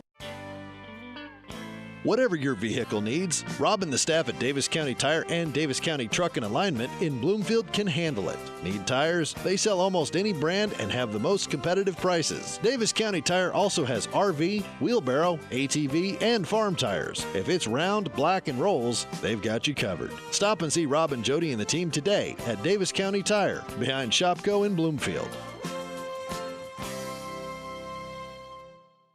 Are you installing a new septic system? The man to call is Jody at Geotech Sand and Stone. They have state-certified septic sand, as well as top-quality black dirt, fill sand, and washed gravel for landscaping. They also have large rocks to add to your landscaping. Geotech Sand and Stone has very competitive prices. Stop out and get a load, or have one of their contractors haul it for you. Call Jody today for more information at 799-1235. That's 799-1235. Geotech Sand and Stone, 3 miles west of Eldon on River Road. It's more than an education. It's more than a degree. William Penn University is alive with opportunity. Opportunity in a diverse student body. Opportunity in a staff that works with your budget. Opportunity in over 30 programs of study. Opportunity in a classroom where your voice is heard. Find your future and the opportunities waiting for you. Start your planning today at wmpenn.edu and see why William Penn University is alive with opportunity.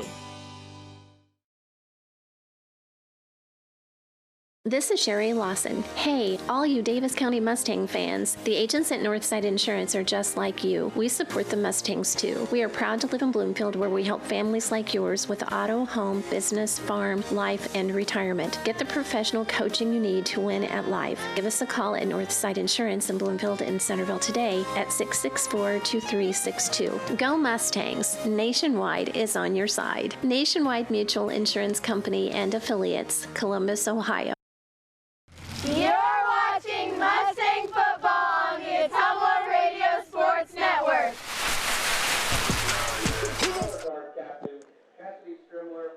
Welcome back to Davis County, where the Mustangs trail Pekin 28-0. This is the Panos Dance Studio halftime show. Call Tiffany to get your senior pictures and family pictures taken today. Check out the Panos Dance Studio page. And it's kind of what we feared, Brad, as far as we thought Pekin might have had some things figured out. Looks like they did, as Davis County got the ball first. They went 3 and out. Then Pekin got the ball and went straight down the field. A variety of runs. Actually, it was 10 runs with 1 pass, which was incomplete. And the drive ended with a 1-yard run by Eckley to make it 7-0. Davis County got the ball back, went 3 and out again, punted it back to Pekin, and they went on an 8-play, 63-yard drive. And something that surprised us, that 29-yard pass from Comstock to Wynn, that kind of caught us by surprise. It did, and as we said on air, I guess I'm surprised but not surprised. I know that they have to practice those things at game speed because you're going to run into teams that are as physical as them up front. They have to be able to have a passing game in some situations. But we have to be able to take care of the ball on offense and match their time of possession at least, or score quickly on offense like we want to do with the ball to keep up with them, because they're going to chew the clock down and they're going to control the ball on offense, which they've done effectively thus far. That made it 14-0, and that was our score at the end of the first quarter. Second quarter, more of the same. Davis County goes 3 and out. Pekin gets the ball back at their own 26. They go on a 10-play, 74-yard drive. Nine runs, 1 pass, which was incomplete, and a 1-yard run by Eckley again. And you want to focus on Eckley since he's the biggest, most physical runner, but it's really Pekin does such a good job of not only giving it to their feature back, but making sure that you can't key on Eckley. Yeah, you pointed it out. There was a variety of guys that got involved. It all got involved effectively. We know we have a solid offensive line who are clear on their assignments and clear on their duties. You can give it to a variety of guys in the backfield, and they're all running hard. These guys have been, studying and playing this offense since they were able to carry a football and doing it long before that. Their dads or grandpas have been running this offense, so they just slobber and can't wait to get here to do that. So you can see they're doing it, and they're doing it effectively. Davis County got the ball back and went 3 and out. Now we'll go to the second quarter. It's 20. Actually, we're already in the second quarter. It's 21-0.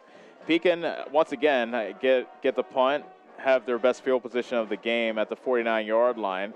A couple of third down conversions they were able to convert there after really the only mistakes they've made have been the pre-snap penalties. They've had 4 false starts. Actually, no, 3 false starts and also an illegal motion. So those pre-snap penalties have been really the only flaw that Pekin has had so far today. But they went down the field again, a 2-yard run by Cale Baker, and then they added a 2-point conversion to make it 28-0. And at that point, that kind of just took the air out of the stadium. And if you didn't know before, you knew then that just Pekin just could do anything they wanted on offense. Yeah, and it is exhausting because I've been in their shoes, the Mustangs' shoes, on teams like this and teams. I've actually played Pekin and had this happen to me as a sophomore. It's just it just is physically draining when you can't key on one certain guy because they're just so physical. They'll like you said, they'll tailback, they'll sweep, they'll quarterback boot, they'll give it on a counter to their slot back, they'll fullback trap you. And they'll do it all effectively, and they'll just keep grinding, not turn the ball over, and they'll just chew up clock. Right. And they're, like I said, they're kind of like a black hole on offense. They have put the ball on the ground a couple times, so maybe we can get a couple of those balls to bounce our way. But we're going to have to have something special happen either on offense, defense, and special teams all have to get combined here if we're going to come dig out of this hole. So if you keep in track, that was 4 3-and-outs to open the game for Davis County. They had not had a first down. And then the first 4 possessions, it looked like Davis County was looking to at least establish the run. Pekin was having none of that. So head coach Ken Anderson said, all right, I'm just going to put the ball in the hands of my sophomore quarterback, see what he can do. And Carson made some things happen there towards the end of the half. He did. We finally kind of got some things rolling. Early in the game, we were having, as I pointed out on air, we had just a lot of little things that were kind of hurting us and hurting our drives. Little tiny timing mistakes over time, over a half, can really come back to haunt you and hurt you. We did get some nice things going there on that last drive, but we weren't able to stick it in the end zone. But we have to do some more of those things against a team like this. We're not going to be able to match their physicality, so we have to beat them on the perimeter, and we did just that late in the second half. I think that's a key point because they got the ball down to the Pekin 1-yard line. They had 4 chances to get into the end zone. They were unsuccessful doing so. And your point about physicality really stands there because it was 3 pass plays and then a quarterback draw on 4th and goal that went nowhere that really kind of illustrates the fact that Pekin's a lot more physical at the line of scrimmage than Davis County is. They are, and they're going to get the ball starting the second half, Pekin, so we have to find a way to not go down 35-0 because at that point the clock will just go even faster because it'll be a running clock at that point. So I wouldn't be surprised if we see an onside kick because, as you pointed out, it doesn't really matter where they're starting the ball. With the field position, they're chewing up yards kind of at will with their 1, 2, 3, 4 punch offense that they have going. Actually, sometimes 5 punch when they have the passing game going. So we're going to have to figure some things out, or we're going to be down 35-0 pretty quick. Some big plays on that last drive by Davis County. A 26-yard pass to Clay Collier, a 38-yard pass to Clay Collier, also a 10-yard pass to Riley Heller. And Mater found some things there offensively. I think if maybe Ken Anderson has a regret about this game is the fact that he didn't turn to his passing game a little bit sooner than he did. Yeah, and again, we were trying to, but Mater were taking some pressure on those straight drop backs. Later in the game, we saw him kind of getting out of the pocket a little bit more. Again, just a little missed time throw when he was rolling. Carson was rolling out to his right, missed Heller just by half a step. He had the defender beat. Again, a lot of little things that you can go back to in this half and say, hey, this could be a lot different score. It could be 28-14 very easily. But right now, unfortunately, we are down 28-0. You're listening to the Paynos Dance Studio Halftime Show. Call Tiffany to get your senior pictures and family pictures taken today. Check them out on the Paynos Dance Studio page. We'll take a break and continue our halftime show on the Ottumwa Radio Sports Network. Go Mustangs! Go Mustangs! Go Mustangs! Go Mustangs! Go Mustangs! Go Mustangs! Go Mustangs! Go Mustangs! Go Mustangs! The Davis County Mustangs would like to thank the community for their continued support.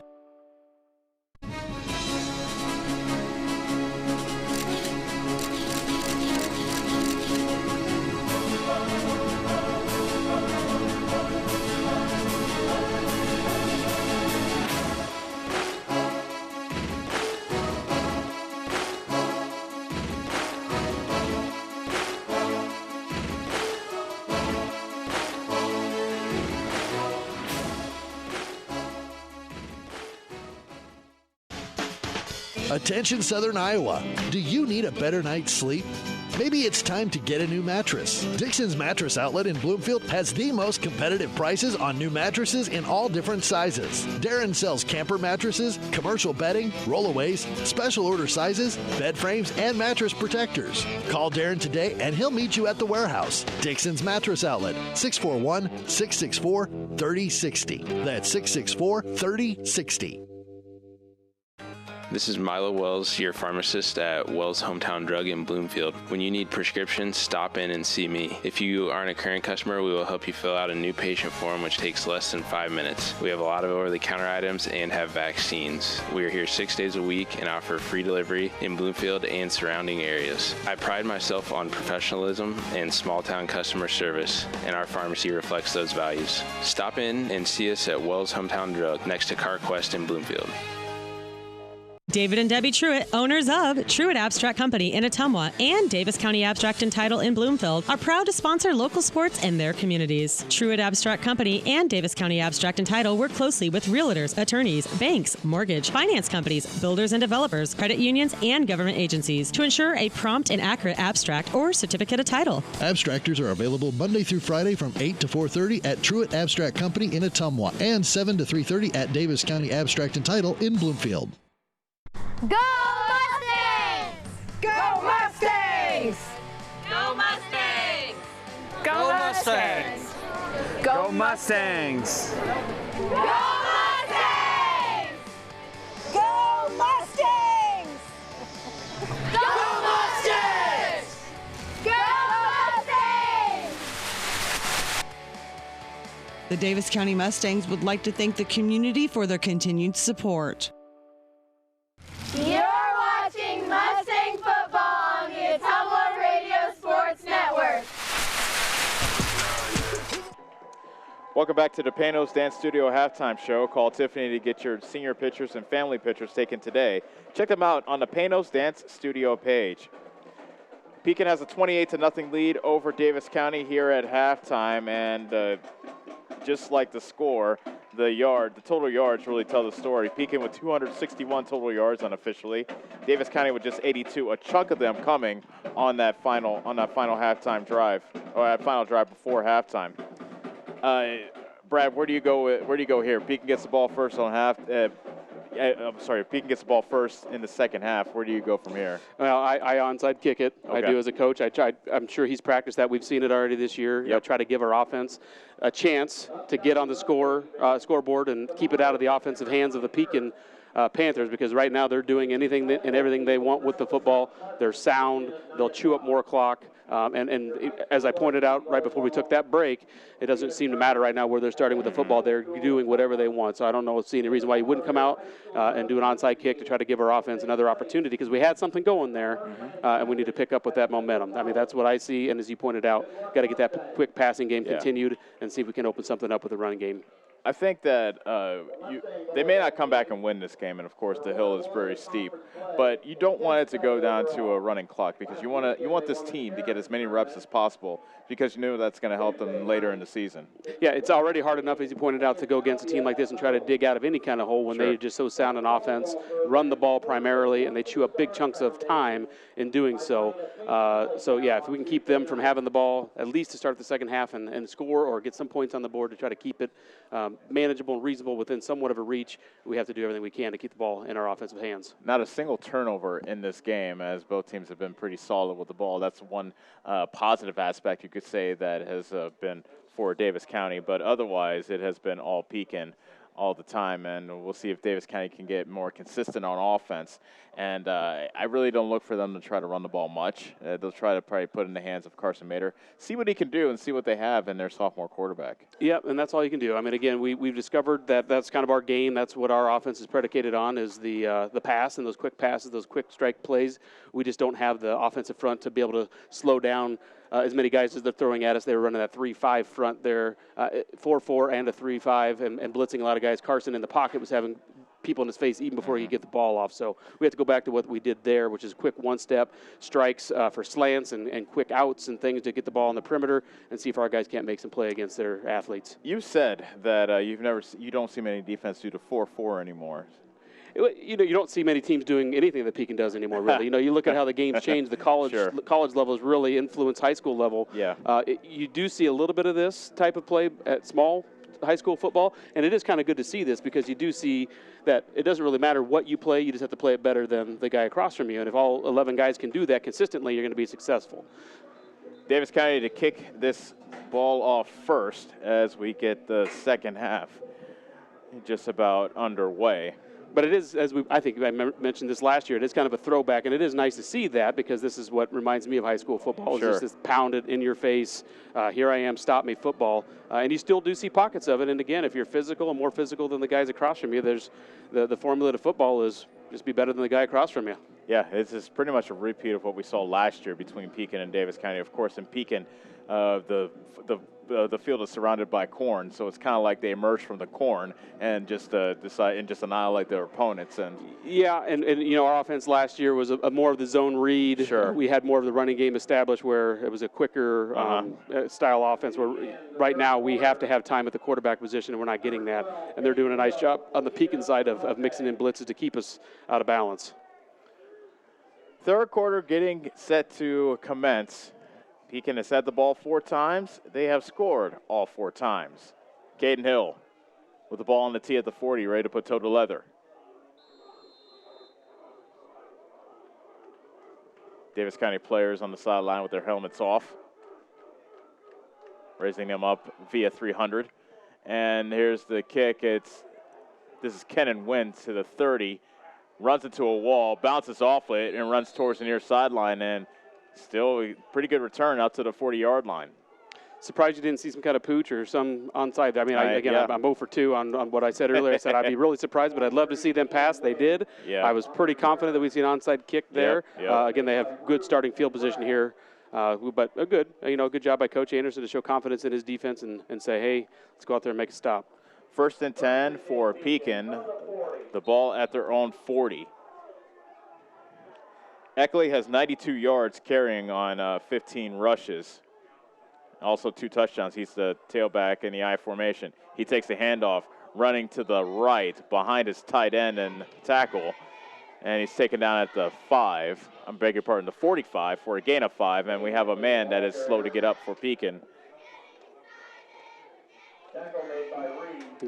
Looks like he's got a left shoulder injury. He's got left shoulder kind of hanging a little bit. He was pulling on the play, and I didn't see exactly what happened, but he did go flying over a Mustang and kind of came down on his left shoulder as he was pulling through the line on the counter. That was Gage Gillum, one of the offensive linemen that came running off. 2nd and 5 from the 45. Comstock hands it off to Wynn, straight up the middle at the 45. The 40 strip attempt by McCall, but Wynn hangs on to it as he takes it inside the 40 to the 37. Again, a quick hitter, a little bit of a slot counter there. He was in the slot position, number 23, Kenan Wynn. And they have him listed at 6'6". So a tall slot back there on the quick counter and a big gain for the Panthers. Gain of 18 for Wynn. And it's a 1st and 10 for Pekin at the Davis County 37. Just getting started here in the 3rd quarter, 10:45 left to go. 28-0 Pekin. Handoff. Eckley, he runs into a wall. I think he got driven back by Heller. And Smith also had a grip on him and was able to sling him back after a gain of 3. Make that 2. Definitely hear some pads popping on that one there. Yeah. He was hit immediately and knocked backwards, so a good play by Heller and several Mustang D linemen there and defensive players to make a big stop on 1st down. 2nd and 8 from the 40. Ball right in the middle of the field. 3 backs behind Comstock. Handoff to the first man through. I believe that's Baker. Inside the 35 to the 32. Gain of 3. 3rd and 5 coming up for Pekin. Hale Baker, the ball carrier. Tackle made by Hill and Smith. That time looked like just a straight fullback dive. I didn't think I saw a trap guy block there, but there was a lot of bodies there in the middle. I couldn't see a trap block, but it looked to me like a straight fullback dive for a short game, but still 3rd and medium here for the Panthers. 3rd and 5 from the Davis County 32. Wishbone in the backfield. Comstock gives it to Wynn up the middle, and Spencer Bose stands him up, and they stop him short of the sticks. About a yard short at the 28-yard line. And a good stop on 3rd down by Davis County. But it'll be a 4th down situation coming up for the Davis County defense. 1st 4th down attempt for Pekin in this game. They lead at 28-0 with 9 minutes straight up left to go in the 3rd quarter. Opening drive of this 3rd quarter. Wynn, the deep back, he gets the pitch, running to the near side. 1st down, perhaps. Oh, he might have gotten stopped.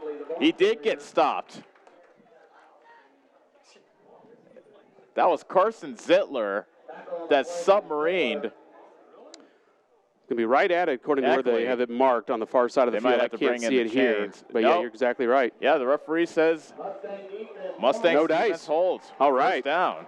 How about that? Well, nice job. I saw, you said Zittler came in and knifed in and made the play, and I saw a linebacker look like McCall right there ready to make a play. So it made some adjustments on defense, or we're just playing a little bit more physical. But regardless, way to come out and keep him out of the end zone. That is quite the jolt that the Mustangs needed on the defensive end. Now we'll see if they can do something offensively. 5.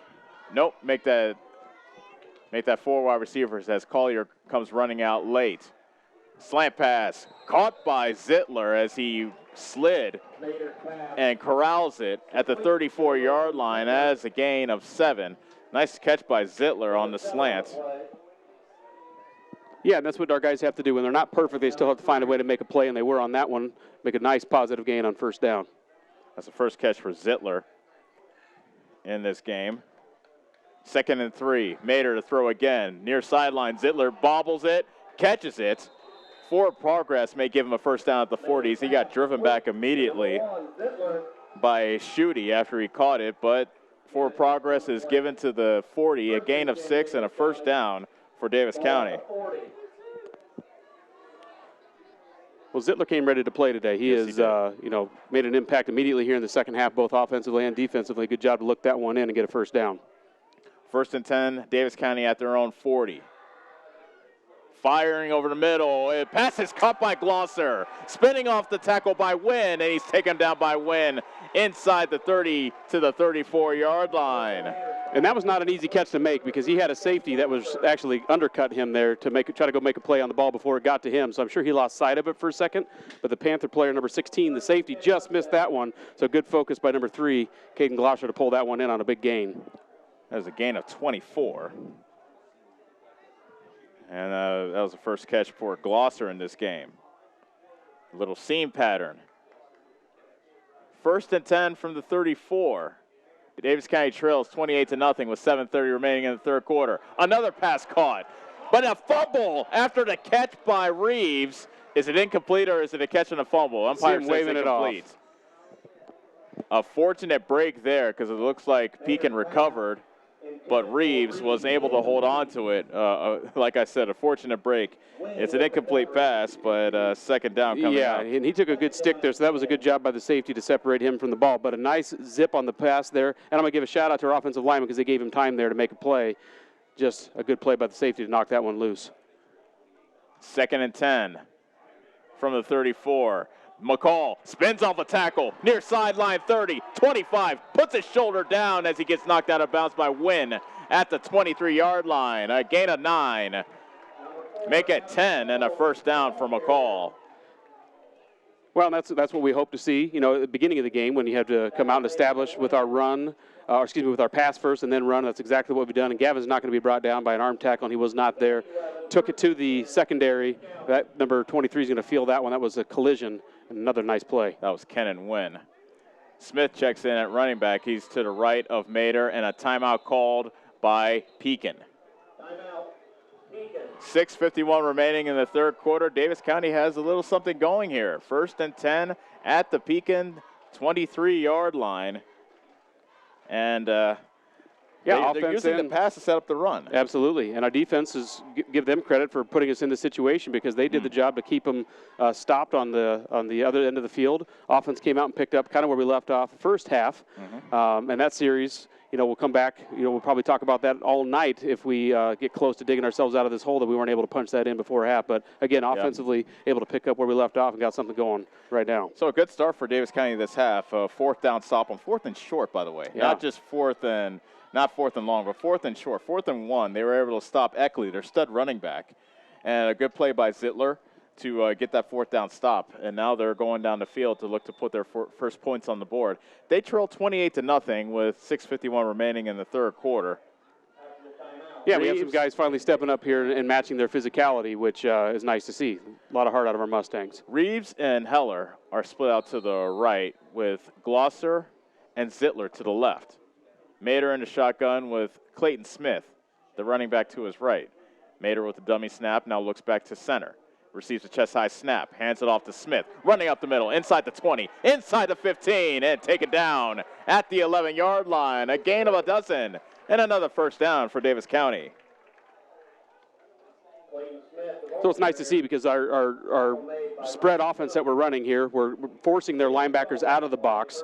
We do have a little bit of a rhythm going here, some established run finally. And so with doing that, with spreading them out, they don't have as much of a presence in the box against the run. 1st and 10 from the Pekin 11. Mater rolls, and he throws to the far sideline. It's incomplete. Glosser was able to get his left hand on it, but he couldn't bring it in at about the 5. Incomplete pass, 2nd and 10.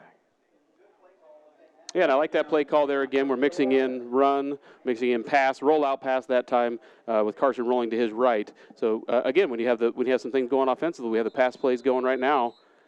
Not sure what we have here. Looks like we have a timeout by us. Yeah, okay. Timeout called by Davis County with 6:19 remaining in the ball game. Beg your pardon. Remaining in the third quarter. Oh, each team burning a timeout here early in the second half. That you usually don't see that. No, but you can kind of feel exactly. You can kind of feel the momentum shifting just a little bit, and this is a big drive here again for the Mustangs. The coaches realize how important it is here to maintain this drive and put this in the end zone to give us a chance. Pekin has a 28-0 lead, and actually their opening drive of this quarter was the first time they were stopped at all on defense. They had the ball 4 times on offense in the first half. They scored all 4 times. So Davis County defense rising up, offense now moving the ball, and when we come out of the timeout, it will be 2nd and 10 from the Pekin 11. 6:19 remaining in the third quarter. Pekin has a 28-0 lead. Reeves and Collier are split out to the right. Now Glosser, coming into motion. Screen pass is set up, and making a sliding catch right at the line of scrimmage was Smith. He had real estate in front of him, but it was not a good pass by Zittler, and also Smith slipped. Yeah, I think that pass may have been, as our other announcer below us called, I think that pass may have been actually designed for Heller, a screen pass of some sort, because Heller was lined up in the backfield, kind of at a slot fullback position. Something just timing-wise wasn't quite there on that play. 3rd and 10 from the Pekin 11. Mater gets a snap, throws to the left corner of the end zone. Touchdown, Mustangs! It was Caden Glosser who reeled it in on the fade pattern, and Davis County is on the board, 28-6. I'll tell you, I really like the offensive play calls that we've had here, the balanced play calls that we've had. We're able to establish the passing game, run game. We had a nice screen call there. Actually, really liked the design of the screen call. Just, again, some timing issues there or confusion on who's supposed to get it, but came right back with a fade route and able to get it in the end zone. Huge opening drive for the Mustangs. Caden Hill is in to kick the extra point. The snap is back. The hold is down, and the kick is good. 6:06 remains in the third quarter. Davis County on the board. They trail Pekin 28-7 on the Ottumwa Radio Sports Network.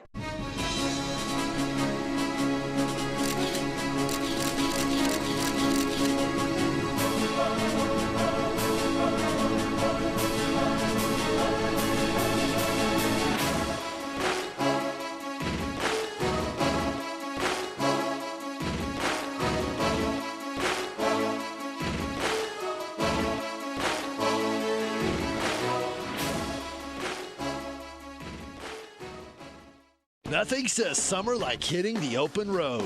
Get your vehicle summer driving ready. Cruising to work with the windows open and the convertible top down, going to the local fairs, or taking your much-needed holiday on the open road. Ray's Rapid Lube and Car Wash can get your car summer driving ready. Oil changes to the touchless car wash. Quick car wash to the super car wash. Ray fits in your budget so you can put more in your tank. Ray's Rapid Lube, 301 North Madison in Ottumwa.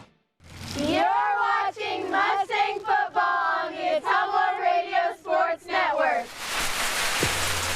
An 8-play, 60-yard drive for Davis County has put them on the board. And here's the kickoff by Hill, and it trickles out of bounds on the near sideline around the 35.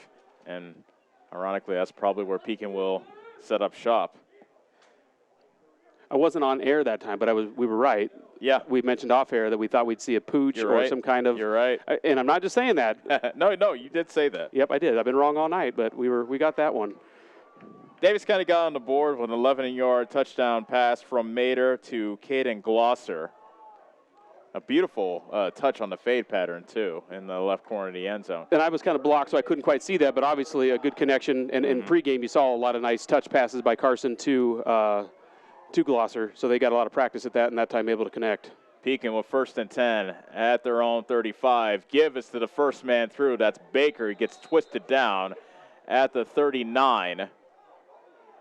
In on the tackle is Dalton Main of Davis County. Dalton Main, that was one name that head coach Ken Anderson has mentioned during the coaches show yesterday, saying that he's been one of the linemen that's improved their play as the year has gone on. Well, we are seeing some different numbers on the defensive line, which is something that you're going to have to do to keep up energy and just to keep up the play, because it is taxing to get, kind of grinded into the ground like we have been so far in this game. 2nd and 6 from the 34. Eckley is the lone setback. Pitch to Eckley. Running to the far side, has running room as he turns the corner, and he gets ripped down after he got the first down at the 48-yard line. That's a gain of 14 for Eckley. It looked like Clay Collier on the play there, but not until after a first down. Mm-hmm. Gain of 9 on the play. 1st and 10, Pekin.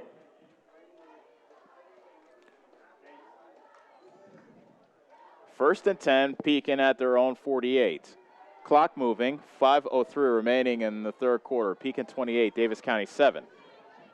Comstock takes, turns, gives to Eckley, straight ahead, angling out to the far numbers at the 40 and runs over a man at the 35-yard line. A gain of a baker's dozen for Eckley, who is over 100 yards now to go along with his 2 touchdowns. Tackled by McCall and Mayer. Well, and this is the point we had defensively on the first series out of the half where we were bending, but didn't break. So let's see if we can do the same thing here, because you're going to bend against this offense. Oh, sure. The key is, if we're going to dig this out of this hole, we just can't break. 1st and 10, Pekin at the Davis County 35. Wishbone in the backfield. Handoff is to Wynn, running around the left side. Shakes a tackle, still on his feet up the sideline, and brought down by McCall at the 10.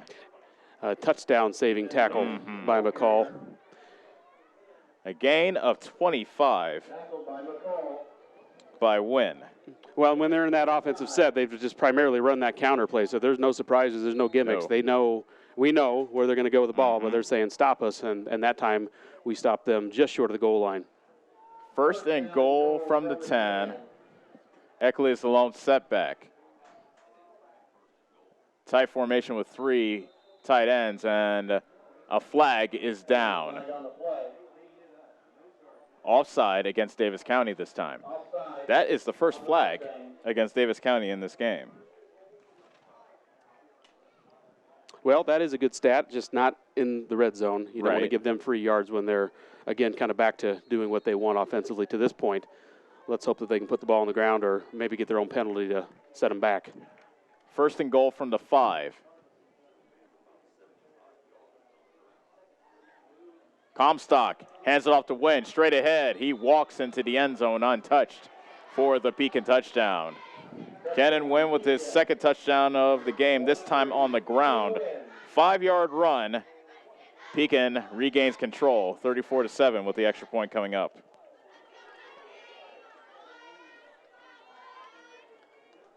So it's just one of those cases where they got a little bit of momentum. Davis County did. Pekin grabs it right back with that long drive. Well, and they just have so many weapons that you can't stop them all. That play right there was a really well-designed, again, kind of a counter back to the left. The entire offensive line was kind of caving right. He came back left, walked in untouched. That's a tough play to defend, especially when you're tired. The extra point is good. 3:46 remaining in the third quarter. Pekin 35, Davis County 7 on the Ottumwa Radio Sports Network. Whether you are a player, cheerleader, or coach, your friends at Petrita Orthodontics are cheering for you. We are proud of the students in our area and are happy to support them in their school activities. We want to see you smile on and off the field. If you or your child are in need of orthodontic care, call us for a free, no-obligation appointment. We have many different options available to help your child's bite and smile. Call us today at Petrita Orthodontics in Ottumwa and Oskaloosa. We look forward to making you smile. You're watching Mustang football on the Ottumwa Radio Sports Network. 5 plays, 65 yards. Pekin answers the Davis County touchdown drive with a touchdown drive of their own, ending with a 5-yard run by Kenan Wynn to make our score 35-7 in favor of Pekin. Pekin coming in with an 0-3 record, looking for their first win of the season. Davis County, fresh off a win in Van Buren last week, looking to make it 2 in a row, but Pekin has proven to be quite formidable tonight. Levi Rohr has the ball teed up, ready to put boot to leather, and back to receive is Glosser and Collier. It will be Collier from the 7, running to the left side at the 15 and gets cut down at the 17. And actually, it could have called Bradley on a late hit there of Davis County as kind of dove into the pile late. I thought I saw that. Yep. Hopefully they're not getting chippy. We don't need that at this point when we're trying to dig out of a big hole. The line of scrimmage is the 18-yard line. Davis County will take over 1st and 10 from there. They scored on a 9-play, 73-yard touchdown drive the last time they had the ball. Carson Mader with a 11-yard touchdown pass to Caden Glosser. And here comes Carson Mader to lead his offense back out to the field. Heller and Collier are wide receivers to the right, with Zittler and Glosser to the left. McCall is the running back to the left, the right of Mader, who is in the gun.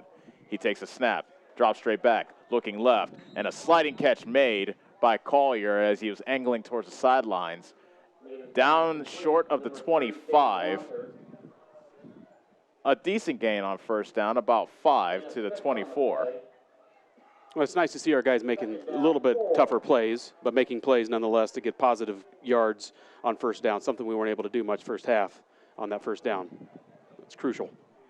Gain of 6 on the play, so make it 2nd and 4. From the 24. Give it to McCall. Running room at the 30. Angling towards the near sideline and take it down at the 37-yard line. A gain of 13 for Gavin McCall. And Davis County starting to find some lanes in the rushing game. Yeah, and that was a big one there. That was a hole that I think you and I could have run through, limped through at our age. But yeah, despite our advanced age. Yeah, but the spread offense starting to show its presence because we are spreading those linebackers out. They are running routes that they're having to chase, leaving less guys in the box, leaving running room for McCall up the middle. 1st and 10 from the 38. Mader rolling to his right. Now scrambles at the 40, at the 45, spinning away from a tackle, lunging forward to midfield, 1st down after a gain of a dozen for Carson Mader, a nifty run of 12. Yeah, finished off by a nice spin move there at the end to lurch across there to get the 1st down. Good athleticism, and that really was started because we had nice blitz pickups and we had time for him to make decisions in the open field. Pass protection has been much better. It has been, yep. And again, we're spreading guys out so there's fewer guys in the box to make plays, so our offense can make some plays of our own. 2:20 left to go in the 3rd quarter. Davis County trails 35-7. McCall with a carry straight ahead at the 40, puts his shoulder down and runs over Wynn inside the 35 to the 33. And McCall rips off a big gain of 17. Well, I'll tell you, that's 5'8" against 6'6", and that's at least the 2nd time the Wynn's been on the receiving end of that, and I can tell he did not enjoy that because McCall took the punch to him that time, and that was a nice collision and a good run. Give again. This time it's to Smith, who's checked into the game. He gets tackled by a couple of Panthers. Cale Baker, one of those, in on the stop, and Baker is slow to get up. Clayton Smith takes it down to about the 27. That's a gain of 6 for Smith, and a timeout called by Pekin.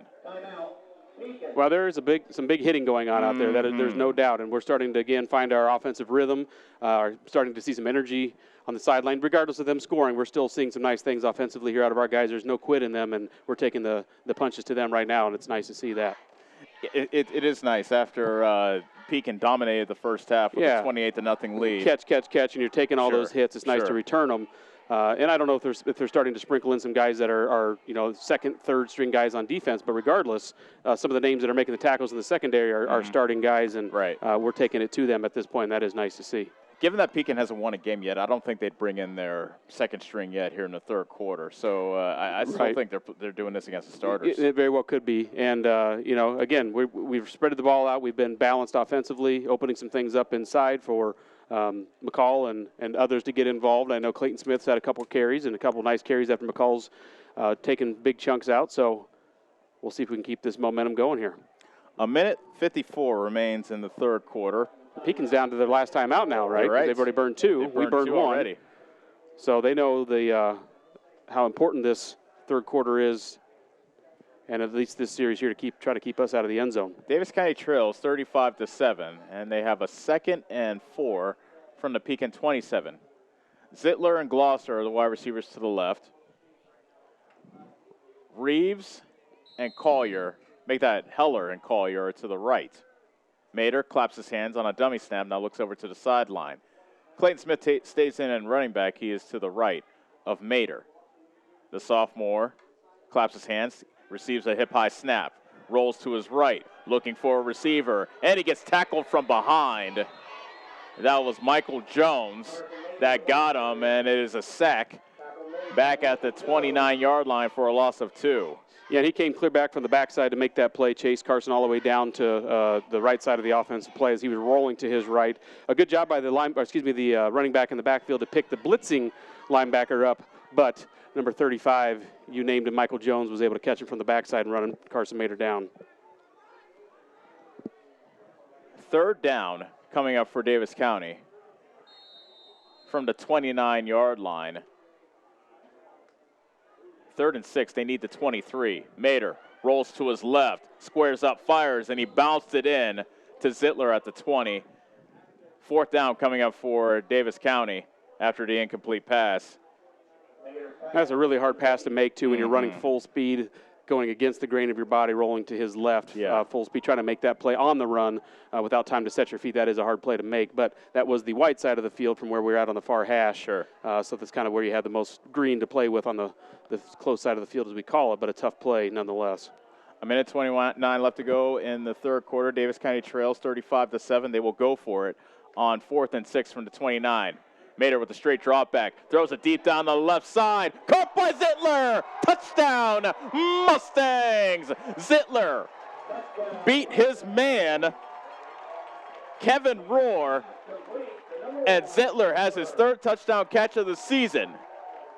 And Davis County scores once again on the 2nd touchdown toss by Carson Mater.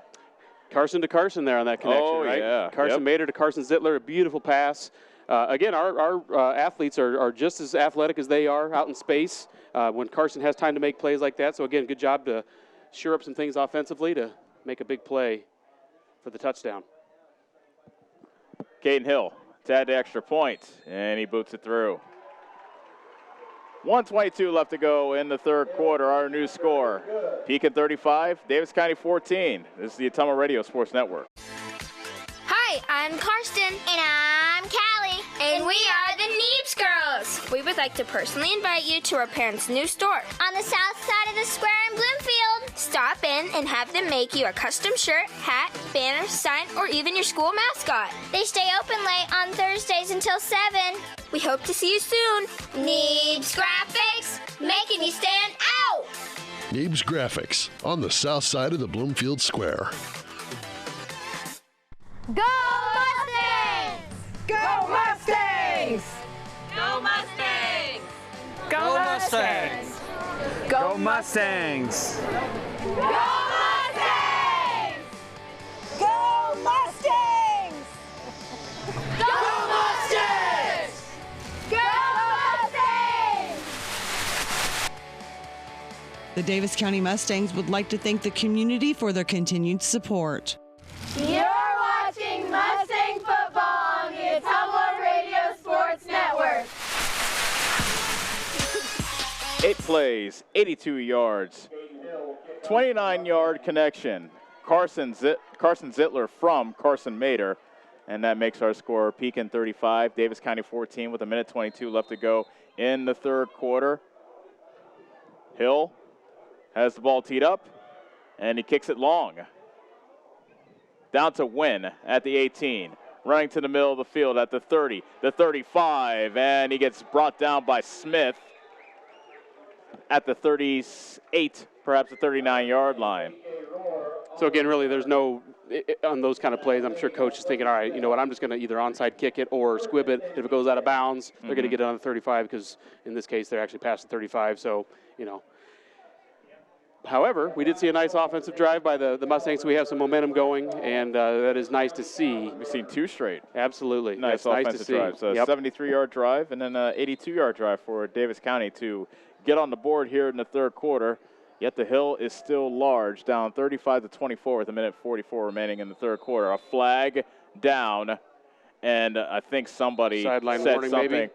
I think it wasn't even sideline warning. I think somebody said something to the official here on the near side, and he probably said a no-no word that the official on. Oh no, you're right. Sideline warning. You're right. Because Dalton Reeves made the signal that they need to get back. Well, I think I saw a player actually walking just along the edge of the of the field boundary, and that's a no-no. You can only have one coach typically in the coaching box, let alone no players. And I think the official looked over and saw him walking right on the sideline. You can't do that. Fortunately, just a warning. Yeah. At this point. 1st and 10 from the Pekin 39. Pekin leads 35-14. To give us to Eckley. He has running room up the middle and gets taken down from behind by Heller, but not before he has a first down at the Davis County 48. It's a gain of 13. Tackled by Heller. Gain of 13. 1st and 10. And Pekin just keeps things rolling. And Eckley, as I said, well over 100 yards, approaching 150 as a matter of fact. Well, it's just physically taxing as a defensive player when you just are getting, you know what they're going to do and you know where they're going, but you're just getting pounded on by waves of Panthers. Now a pitch to Eckley, running to the far side, eludes the arm tackle of Glosser and gets taken down from behind by Dalton Main. Glosser was able to slow him down a bit. Main was able to gather him in and bring him down at the 42. It's a gain of 6. Well, just like our running backs aren't going to be brought down very often by an arm tackle, you have to be willing to take the punch to them, and that time we were playing catch. Not as big a gain as we've seen out of them on first down, but a big gain to keep it short, or second and medium, second and short for them. At least it wasn't 13, 15 yards like it has been. The clock reads 8 seconds. Pekin's offense goes to their sideline. They won't snap it again, and that will end the third quarter. Our score after 3, Pekin 35, Davis County 14 on the Ottumwa Radio Sports Network. At Dixon's Floors & More, we don't mind being different, as long as the difference is better. With hundreds of brands to choose from, including the largest manufacturers in the industry, we transform the volume of products we carry into lower prices for you. Don't start your project without starting at Dixon's Floors & More. Mention you saw this video and receive 5% off your entire purchase at Dixon's Floors & More in Ottumwa. John at Collision Corner knows that when you get in an accident and need some work done on your vehicle, you want the process to go smooth and easy. That's why Collision Corner is your best choice. John is a preferred body shop, which means he can work directly with your insurance company. He will handle the claim from start to finish. Collision Corner knows you need your car back as soon as possible, and they will also pick it up and deliver it to you for free. When you have an accident, call John and his team at Collision Corner in Bloomfield. And don't forget to like them on Facebook. You're watching Mustang football on the Ottumwa Radio Sports Network. Fourth and final quarter is upon us here in week 4. 0-3 Pekin leads 1-2 Davis County by the score of 35-14 as we welcome you back. Ellis Gojo along with Brad McCloskey and our producer Corey Finch. This has been a game dominated by Pekin, but Davis County's offense showed a little bit of life in the third quarter. But they'll have to get some stops on the defensive end if they want to get back into this game. 2nd and 5 will be our first play from the 42-yard line. Tight formation. Handoff to the first man through. That's Cale Baker. Shakes away from a tackle and gets dragged down by Zittler, among others, at the 30-yard line. A gain of 12 for Cale Baker. And that's kind of been their script all night. You know, we saw this early in the game. They'd give it to their guys who both have 100 yards, as you mentioned, on break, and then, you know, they kind of lull you with that, and here they come back with a fullback trap up the middle. So he's got to have some decent yardage as well, but 2 backs already over the 100-yard mark for Pekin. Yeah, we have Eckley unofficially at 143 coming into the final quarter, and Kenan Wynn has 106. Comstock under center. Hands it off on the trap play. That's Kenan Wynn bouncing off a tackle into the open field, and he'll take it to the house. Touchdown Pekin, 30 yards, Kenan Wynn. Yeah, there's that counter play back again from his right. You know, they lined up in that wishbone look where he's kind of the second tailback offset to the I tailback's right, so he's in the wishbone look. Counter, they pulled at least 1, if not 2 guys through, and I don't know if he got touched. If he did, it wasn't much. A couple of shoulder tackle attempts, but he bounced off those easily. And we talked about how big he is, 6'6". Yeah, 6'6". Plays lower than that. I mean, he does a nice job of keeping his pads low and taking the contact with the pads. That's something that everybody in Pekin does, playing low with their pads. In for the extra points, Levi Rohr, and he boots it through. 11:22 left to go in the fourth quarter. Pekin extends their lead to 42-14 over Davis County. You're watching Mustang football on the Ottumwa Radio Sports Network. Keith's Foods in Bloomfield has been serving the Bloomfield area since 1969 with quality cut steaks, ripe seasonal produce, scrumptious bakery cakes and sweets, fresh dairy products, and of course tasty smoked meats. We also have available hunting licenses, stamps, money orders, and gift cards too. Open till 9 p.m. every day. We pride ourselves in providing small town service in a big way while keeping up with trends and latest items across the country. Yes, Keith's Foods is your hometown grocery store and so much more. Keith's Foods, where we always take your groceries out to your car. Proud supporter of the Davis County Mustangs. You're watching Mustang football on the Ottumwa Radio Sports Network. Everything good. 5 plays, 61 yards, ending on a 30-yard run by Kenan Wynn. And Pekin extends their lead to 42-14 after the extra point kicked through by Levi Rohr. Kenan Wynn now at 136 yards unofficially. He is now pretty close to Eckley, Dane Eckley, who has a buck 43. Yeah, and that is a winning formula when you can rack up that many yards and have two guys with that many, have the third punch out of the fullback's position and a fourth punch when you need it. Winning offensive formula. Rohr with the kick. It comes down to Collier at the 8, running to the 20, coming to the near side, and runs right into Luke Long, who escorts him out of bounds at the 25. First and 10 for Davis County from there. I was just saying, I can tell you there's no shortage of hitting still going on by both of these teams, and I just hope that we keep it within the whistles and it doesn't end up outside the whistle, because there again, that was right at the borderline of being past the whistle, so we want to make sure that we keep the physical play very physical and keep taking it to them, but do it cleanly and within the whistle and within the confines of the game.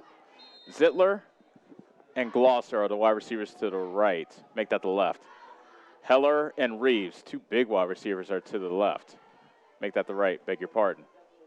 First and 10 from the 25. Mater throwing to the comeback route, and that's Reeves on the near sideline, twisted out of bounds, and three Panthers converge to push him out of bounds after a gain of about 6, perhaps 7.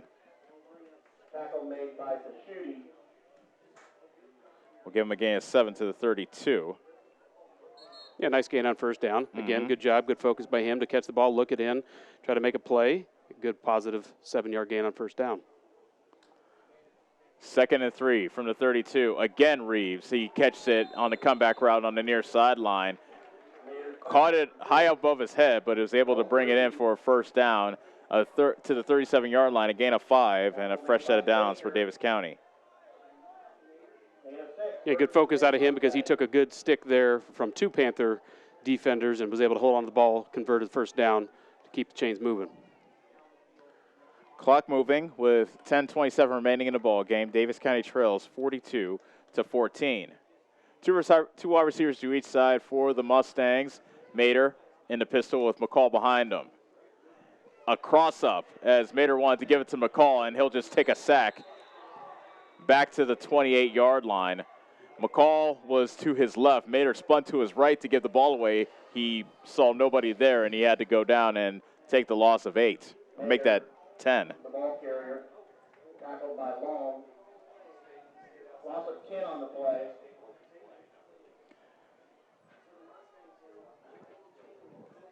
Second and 20. Coming up for Davis County with the ball at the 28. Trips now to the left with one wide receiver to the right. Mater takes a shotgun snap, rolling to his left, looking for a receiver. Guns it deep down the left sideline. It's incomplete. Double covered on the play was Glosser. Good coverage there by Pekin. Look at that, it was Kenan Wynn back there that almost got a hand on it and intercepted it. Yeah, he did, and a good blitz pick up there to even give Carson time to make the play there. Again, that's a hard play to make when you're rolling to your left, but he was given time by the tailback, number 4, Gavin McCall, with a nice blitz pickup. Carson with a nice-looking ball just overshot his receiver, and he was well covered by both a corner and the big, tall, number 23, Kenan Wynn. 3rd and 20. Davis County's avoided the 3rd and long here in the second half. Ball is at their own 28. Mater. Yeah, and you can see the cushion that the defenders are giving them here because they do realize it's 3rd and very, very long. Play action. Mater looking to throw the screen. It's complete to McCall, running up the middle at the 35 to the 40, and spins away from the tackle and brought down at the 45-yard line. Got back 17 of the 20 he needed. Fourth down coming up, and you figure Davis County will go for it. Yeah, and why not? You know, I mean, the starting field position for them has been right around the 35, 40-yard line. You know, you're, 10 yards off of that here. This is a no-brainer. Go for it on fourth down. Good call. 4th and 4 from the 44. Ball is a couple feet inside the near hash. 2 wide receivers to each side. McCall shifts to Mater's left. Snap back. Quick pass, caught by Reeves. First down, Davis County inside the 45, 2 to 43. That's a gain of 13. Yeah, it's nice to see guys making plays. Again, that wasn't a perfect pass, but he had pressure. Nice ball. Good tall target out of Reeves. Went up and got it. Made the play. Again, making plays when plays are to be made. We weren't doing this first half. Nice to see those plays being made, especially in big situations like that. 4th and short there. Keep the chains moving. 42 to 14 is our score. Davis County trails with 8:38 remaining in the fourth quarter. Smith that time takes a carry inside the 40 to the 40, make that the 39. That's a gain of 4 for Smith.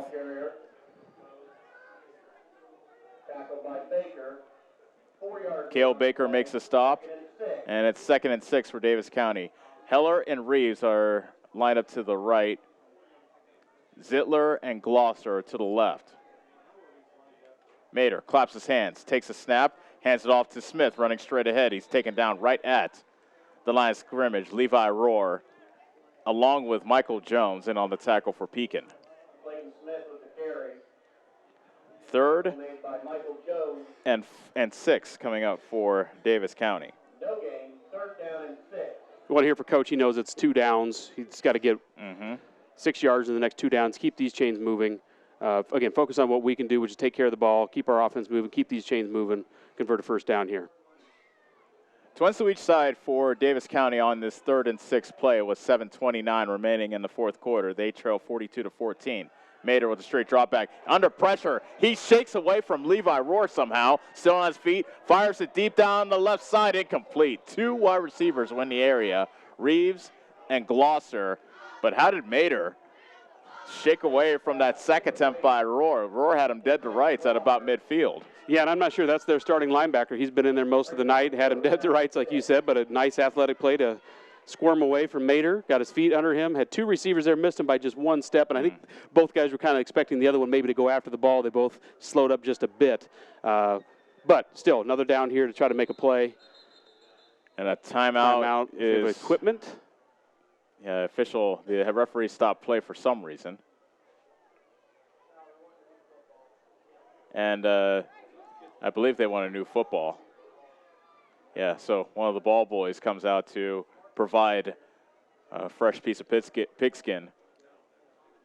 Well, that is interesting I don't know if I've seen that before. You stop the play and stop the clock for a football. Yeah. I guess a quarterback requested it, and his request was granted. 4th and 6 from the 38. Heller and Reeves to the right. Zittler and Gloucester to the left. Mater with the snap. Fires to the near sideline over the head of Heller, who was running the corner route at about the 30. It's incomplete, and Davis County turns it over on downs. So we saw some good things out of Davis County on that drive. They converted after having a 1st and 20 at one point, but they turn it over on downs in Pekin territory, and the Panthers take over with 7:12 remaining in the fourth quarter. Yeah, and some blitzes there kind of got us out of our rhythm a little bit. Actually, a mix-up play, that forced us to be in a 4th and long. So we were fortunate to convert on that, but then some nice blitz calls out of the Panther defense to kind of get us out of our rhythm and miss our guys just by a half a step or a step where we were converting. Dane Eckley is still in this game. He has 143 yards on 20 carries. Eckley again, running right, puts his shoulder down, pushes the pile out to the 50-yard line, and a gain of 12 for the stud senior running back, Dane Eckley. Give him 13 as they'll mark it at the 49. Tackled by Garman and McCall. Gain of 12 on the play. So 13-yard gain for Eckley. 1st and 10, Mustang. And a 1st and 10 for the Pekin Panthers. You know, he's 6'3" himself. Yeah. So these guys, that's why the 6'6" Wynn doesn't look all that tall, because he's surrounded by tall guys back there. Right. Blends in. 6:30 remaining in the fourth quarter. Pekin up 42-14, and Eckley was off to the races way too early at that snap of the ball. Yeah, and he tried to make it look like he was going into motion. Yep, going into motion and going out there, but number 16 went right along with him. You can't have two guys in motion like that at the same time, and false start. Right. So they call it illegal motion. I think it's more of a false start, but they're the ones calling. They're the ones calling the penalty down the field. It is illegal motion. What he did Call it was what you illegal. want. He was They're moving, going backwards. and it was illegal. Yes, so right. Hence illegal motion by definition. They start the clock again, so 6:15 remains in the fourth quarter. Pekin with a 42-14 lead and the ball. 1st and 14 at their own 46. Eckley the lone setback, 3 tight ends in for the Panthers. Handoff, Eckley running straight ahead, now bouncing it to the right. Gets taken down from behind by Dalton Reeves at the 47. That's a gain of 9. We'll call it 8. And it's 2nd and 7 coming up. 2nd down and 8.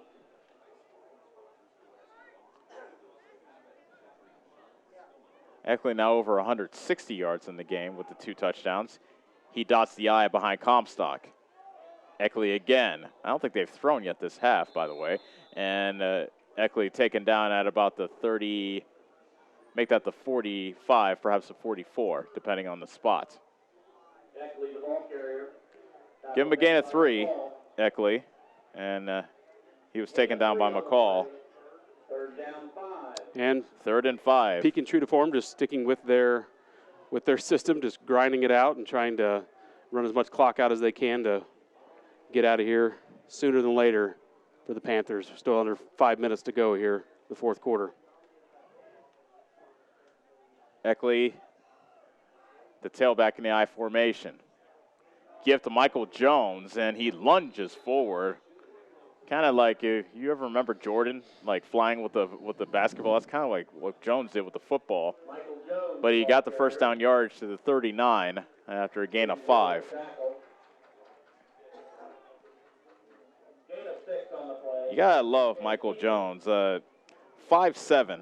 145-pound junior, but he plays bigger than what his stature is. And he's come up big for them. In situations where maybe we've started to kind of sniff on the other 2 big backs that have got most of the gains. That fullback oftentimes goes unappreciated. Now the trap. It's Schutte with the carry, and he shakes away from a couple tackles, dragging a man inside the 25 to the 23. Schutte gave a free ride to Dalton Reeves. Well, I tell you, they don't have any slouches back there in that backfield, just because the 2 seniors are the ones taking on the big load. The fullback is also saying, hey, don't forget about me. And then we've called number 16's name a couple times. Nick Schutte, I believe is his name, also a senior, saying, don't forget about me, and I'm going to take people with me to make sure you don't forget. Gain of 16 for Schutte. 1st and 10 now from the 23. Flag before the snap. And this has not been a flawless performance by Pekin, and it's a false start against the Panthers.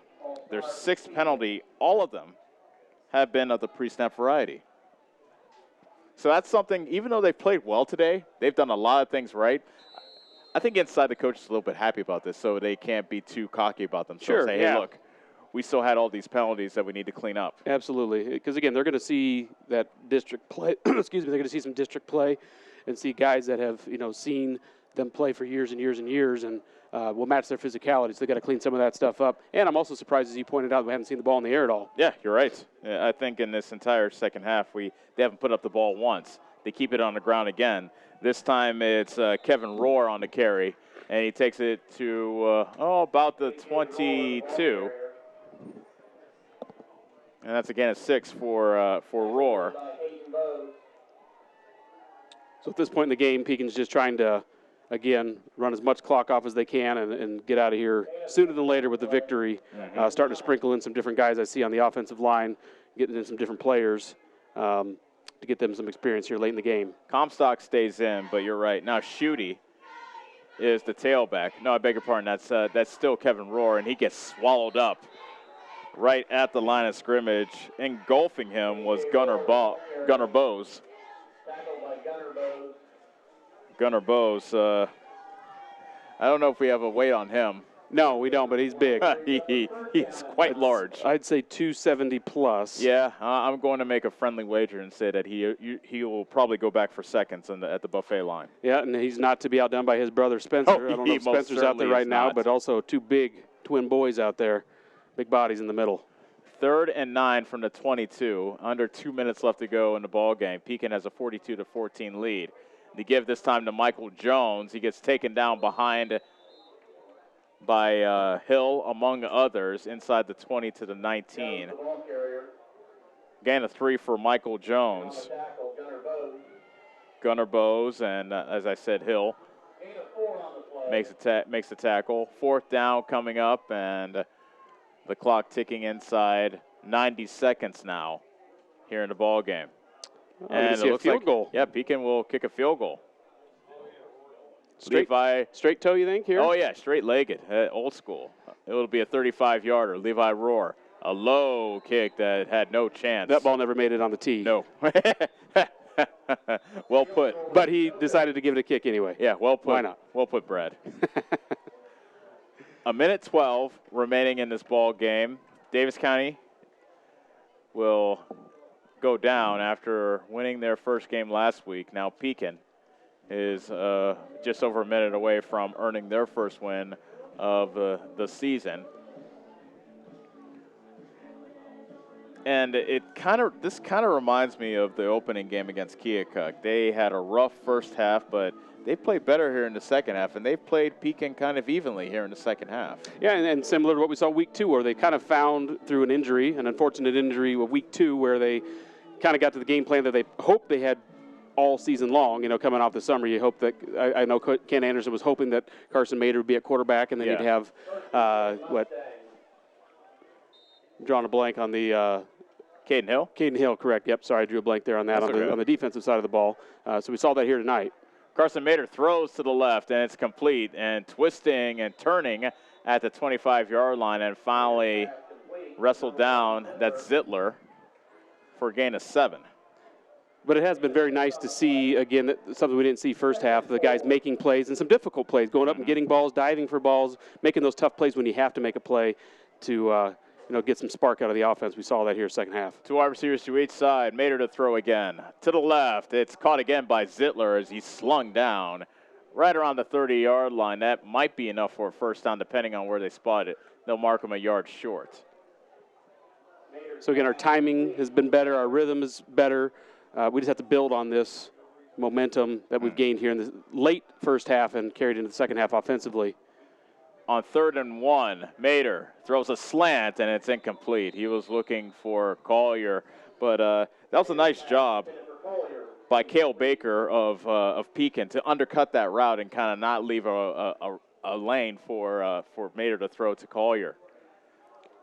Yeah, and at this point in the game, the Panthers have loosened up in the secondary, knowing that we're kind of forced at this point in the game to throw the ball, so they're not dumb, and they're playing the 4-4 now, so they got more guys back in coverage, and they're deepening up at the linebacker position as well.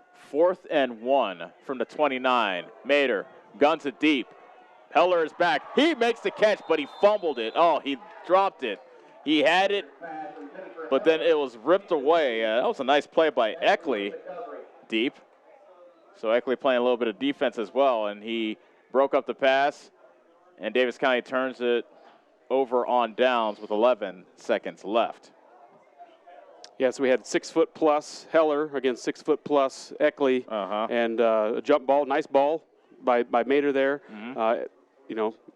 We went up and made a play. Heller just about came down with it, but a good defensive play to knock it away just at the last second for the Panthers on defense. Davis County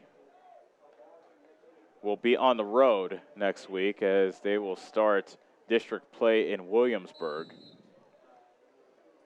Comstock takes a knee, and that will do it.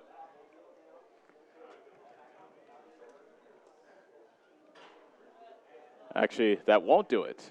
The clock stopped for some reason. And now they wind it, and that is your ball game. Final score from here in Bloomfield. Pekin, as the faithful that made their trip from Packwood, would rise and applaud as they celebrate their first win of the season. They beat Davis County 42-14. We'll take a break and come back to start our Pulaski Lumber post-game show as Pekin wins their first game of the season at the expense of the Mustangs by a final score of 42-14. You're watching Mustang football on the Ottumwa Radio Sports Network. Are you installing a new septic system? The man to call is Jody at Geotech Sand and Stone. They have state-certified septic sand, as well as top-quality black dirt, fill sand, and washed gravel for landscaping. They also have large rocks to add to your landscaping. Geotech Sand and Stone has very competitive prices. Stop out and get a load, or have one of their contractors haul it for you. Call Jody today for more information at 799-1235. That's 799-1235. Geotech Sand and Stone, 3 miles west of Eldon on River Road. If you've been looking to take your nursing career to the next level, William Penn University is ready to help. With the RN to BSN program, you could have your degree in as little as 17 months. You'll find individualized attention from professors that care about your success. William Penn wants to see each and every student succeed in their education and life. That's why our advisors work with you to provide affordable tuition. Visit wmpenn.edu today to learn more and enroll.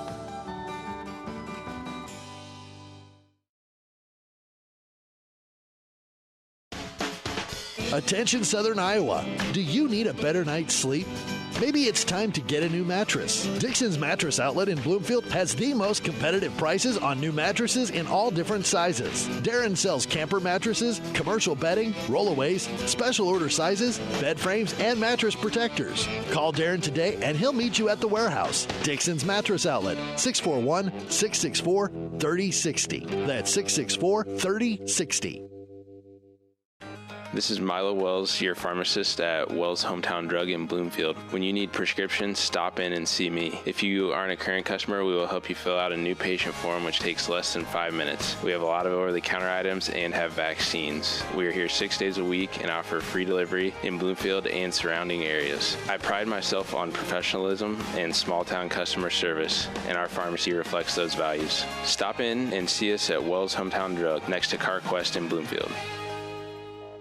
Go Mustangs! Go Mustangs! Go Mustangs! Go Mustangs! Go Mustangs! Go Mustangs! Go Mustangs! Go Mustangs! Go Mustangs!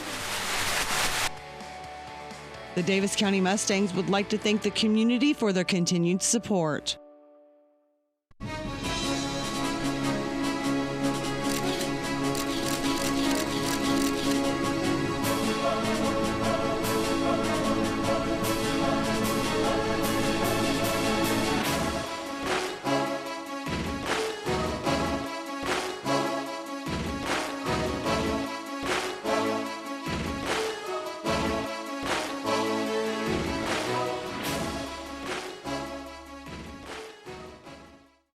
Fly higher.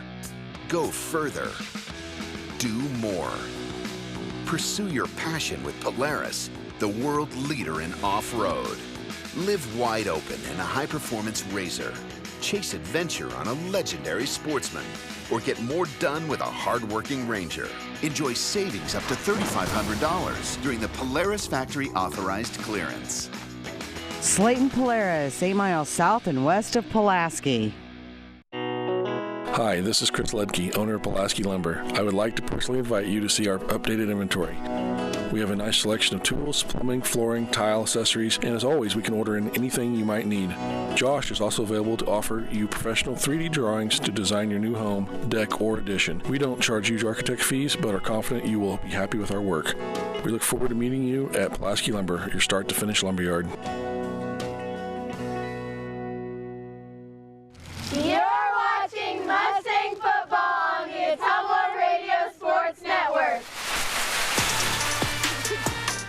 This is the Pulaski Lumber postgame show. Stop in and see Chris Lucky and the team today. Your start to finish Lumberyard.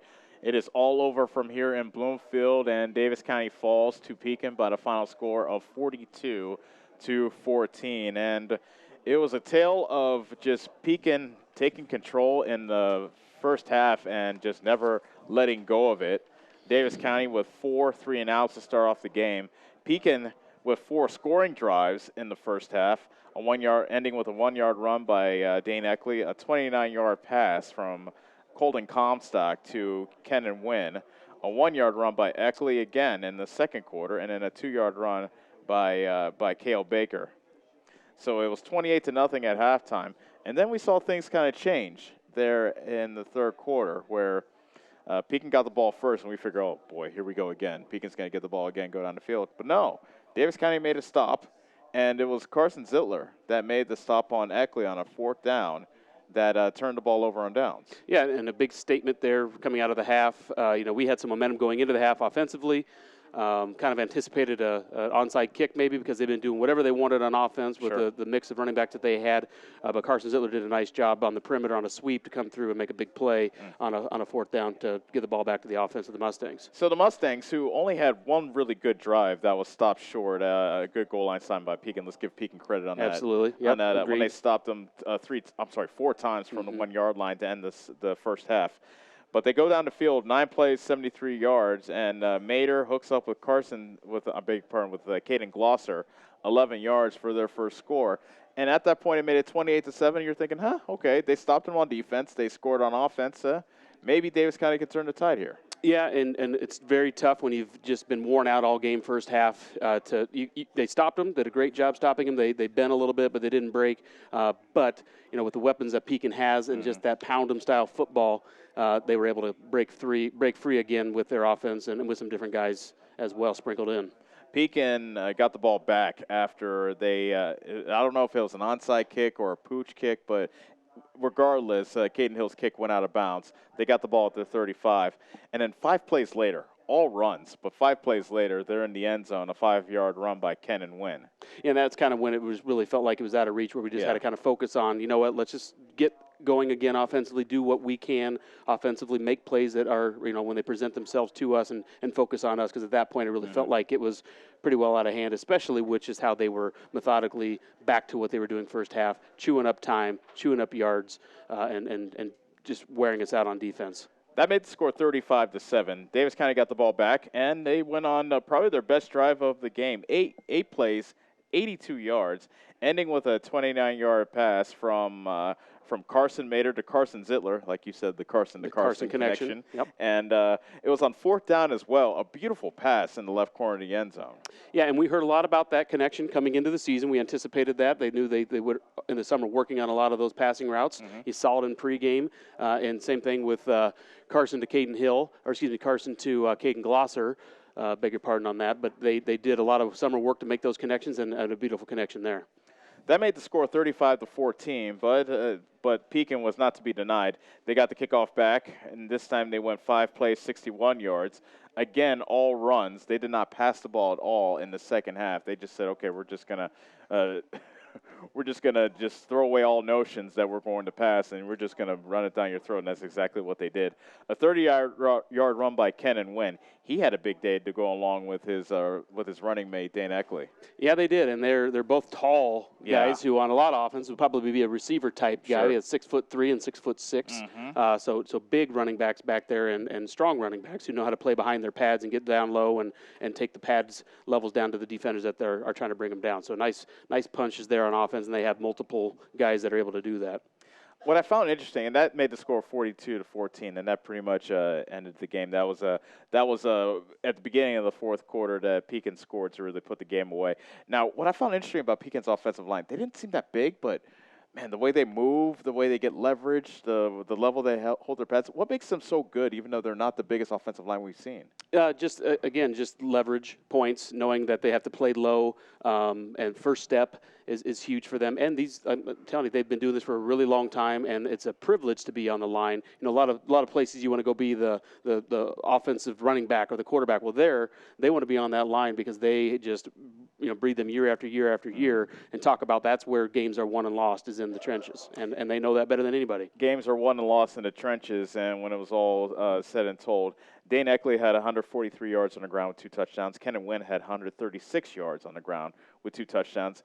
Pekin unofficially 452 yards on the ground, and that's pretty much Pekin football right there. It is, and that's what we said in the beginning of the game, that if you're going to keep up with that, knowing that they're going to chew time and chew yards, you got to be able to score to keep up with that and offset that and either do the same thing back to them, but you definitely have to do something offensively with the ball, which we weren't able to do until late in the first half. Right.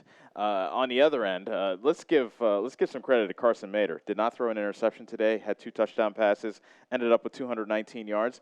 Not a bad day for him, although the offense really didn't get going until the second half. Yeah, it took them a while to get clicking. Again, something we've seen out of them, a little bit of a slow start, which, again, is very hard to do against a team like this who just dominates time of possession. Just, again, little things first half, just a little bit missed timing, a little bit of confusion on some offensive plays a couple times, a slip here and there. In our offense, you can't have those because it's all about timing. Yeah. And for Pekin, they can have those things because it's not so much about timing. It's more about the, slug 'em, pound 'em style football. For us, it just hurt our timing first half to kill our drives. Total yards, Pekin had 452 yards on the ground, as we said, with 41 passing yards.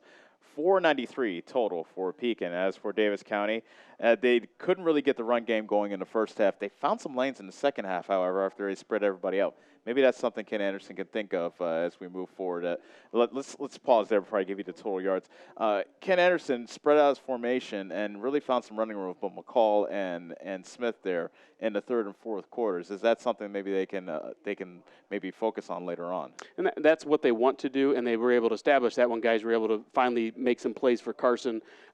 Again, they probably mixed some things up in the backfield to pick up some of those blitzes that we weren't. They made some adjustments to give Carson Mader time to make those connections. But when the ball wasn't perfectly delivered, guys went and made plays for him as well, which has to be in that kind of offense. You have to expect guys that, hey, the ball's not always going to be perfect. You got to go down and catch it. We have to keep the chains moving. In our offense, this little setbacks are really hard to recover from. Davis County with 55 yards on the ground, 219 through the air. Unofficially, we have them at 274 yards on the game. Pekin wins it 42-14, and you're listening to the Pulaski Lumber postgame show. Stop in and see Chris Lucky and the team today, your start to finish Lumberyard. Coming up next, Brad and I will put our heads together and come up with the Neebs Graphics Player of the Game, and then we'll say goodbye from here in Bloomfield. You're watching Davis County football on the Ottumwa Radio Sports Network. The busy farming season is here, and Nutrient Ag Solutions in Bloomfield is the best place to go for all your seed and fertilizer needs. They're focused on one thing and one thing only, providing their customers with the best products and services to grow the best crops possible. Farmers call them today for liquid and dry fertilizers, starters, small seed, and corn and soybean seed. They also offer crop protection chemicals and custom applications. See why other area farmers are turning to Bob Lawson and the staff at Nutrient Ag Solutions in Bloomfield, where results in your field are always their first concern. Hi, this is Kendall with Citizens Mutual. It's a busy time of the year, so we want you to save as much time as possible. Whether you need internet, TV, or phone service, we can handle all of them for you. We also have a great selection of TVs ranging from 32 to 65 inch, as well as appliances. Stop in today, and remember, Citizens Mutual is owned and operated by its customers. So when you walk in the door, we don't just treat you like a customer, we treat you like you're the boss, because you are. We're looking forward to seeing you at Citizens Mutual, just off the square in Bloomfield. Whatever your vehicle needs, Rob and the staff at Davis County Tire and Davis County Truck and Alignment in Bloomfield can handle it. Need tires? They sell almost any brand and have the most competitive prices. Davis County Tire also has RV, wheelbarrow, ATV, and farm tires. If it's round, black, and rolls, they've got you covered. Stop and see Rob and Jody and the team today at Davis County Tire, behind Shopco in Bloomfield. Nothing says summer like hitting the open road. Get your vehicle summer driving ready. Cruising to work with the windows open and the convertible top down, going to the local fairs, or taking your much-needed holiday on the open road. Ray's Rapid Lube and Car Wash can get your car summer driving ready. Oil changes to the touchless car wash. Quick car wash to the super car wash. Ray fits in your budget so you can put more in your tank. Ray's Rapid Lube, 301 North Madison in Ottumwa. You're watching Mustang football on the Ottumwa Radio Sports Network.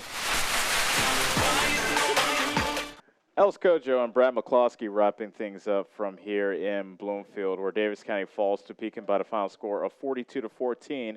You're listening to the Pulaski Lumber postgame show. Stop in and see Chris Lucky and the team today. Your start-to-finish lumberyard. And now we have arrived, Brad McCloskey, to the point where we named the Neebs Graphics Player of the Game. And we have a couple candidates. Carson Mader did not throw an interception for the first time all year. Threw 2 touchdowns.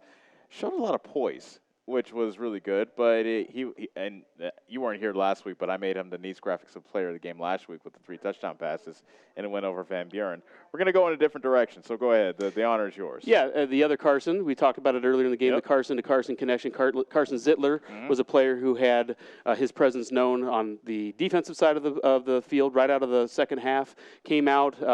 Many Mustangs were involved in that stance. We don't want to just give credit to Carson, but Carson Zittler was the one on the 4th down play that came knifing through to stop them on the 4th down to set up the go-ahead touchdown. Excuse me, not the go-ahead touchdown, but the next touchdown for the first touchdown for the Mustangs. And then later on offense was able to make a 29-yard connection with Carson Mader for a touchdown. So he had his presence felt on the offensive side of the ball, defensive side of the ball, and in special teams first half with some very nice punts to at least make the Pekin touchdowns work through a lot of green. I think you missed your calling as a lawyer. That was a very good argument you just came up with.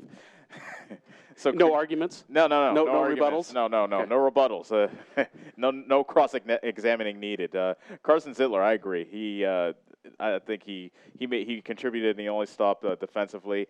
He's a fire plug. He's one guy that's very excitable. You need that in your team. You need some guys that will light a fire up under you, and he's the type of guy that does that. So Carson Zittler, congratulations to him. He's our Neebs Graphics Player of the Game. See Kylie Stewart and the Neebs girls to get your business notice with T-shirts, banners, signs, and much more. So that's going to do it from here in Bloomfield. Final thoughts, Brad. No, again, I'd just like to see there is no quit in our guys. You know, that we're young, we're inexperienced at a lot of positions. We don't have a lot of depth, but you still see guys flying around. You hear the pads popping. We play the game the right way, and I hope that we're stressing, even when we're down like this, that it is a fun game and there's a lot of lessons to be learned. Once again, our final score is Pekin 42, Davis County 14. Pekin wins their first game of the season as they improve to 1-3. Davis County falls to 1-3. We would like to thank you for making us a part of your Friday evening. If you missed any of the game, don't worry, we got you covered. Every Mustang game this season will be archived on AtomaRadioSports.com. Be sure to join us next week when Davis County opens district play on the road. Awaiting them next Friday will be the Williamsburg Raiders. Coverage starts with the Citizens Mutual pregame show at 6:30 with a kickoff slated for 7. We look forward to having you join us then. For Brad McCloskey and our producer, Corey Finch, this is Els Kojo saying so long from Mustang Stadium. The preceding was a presentation of Davis County football on the Atoma Radio Sports Network.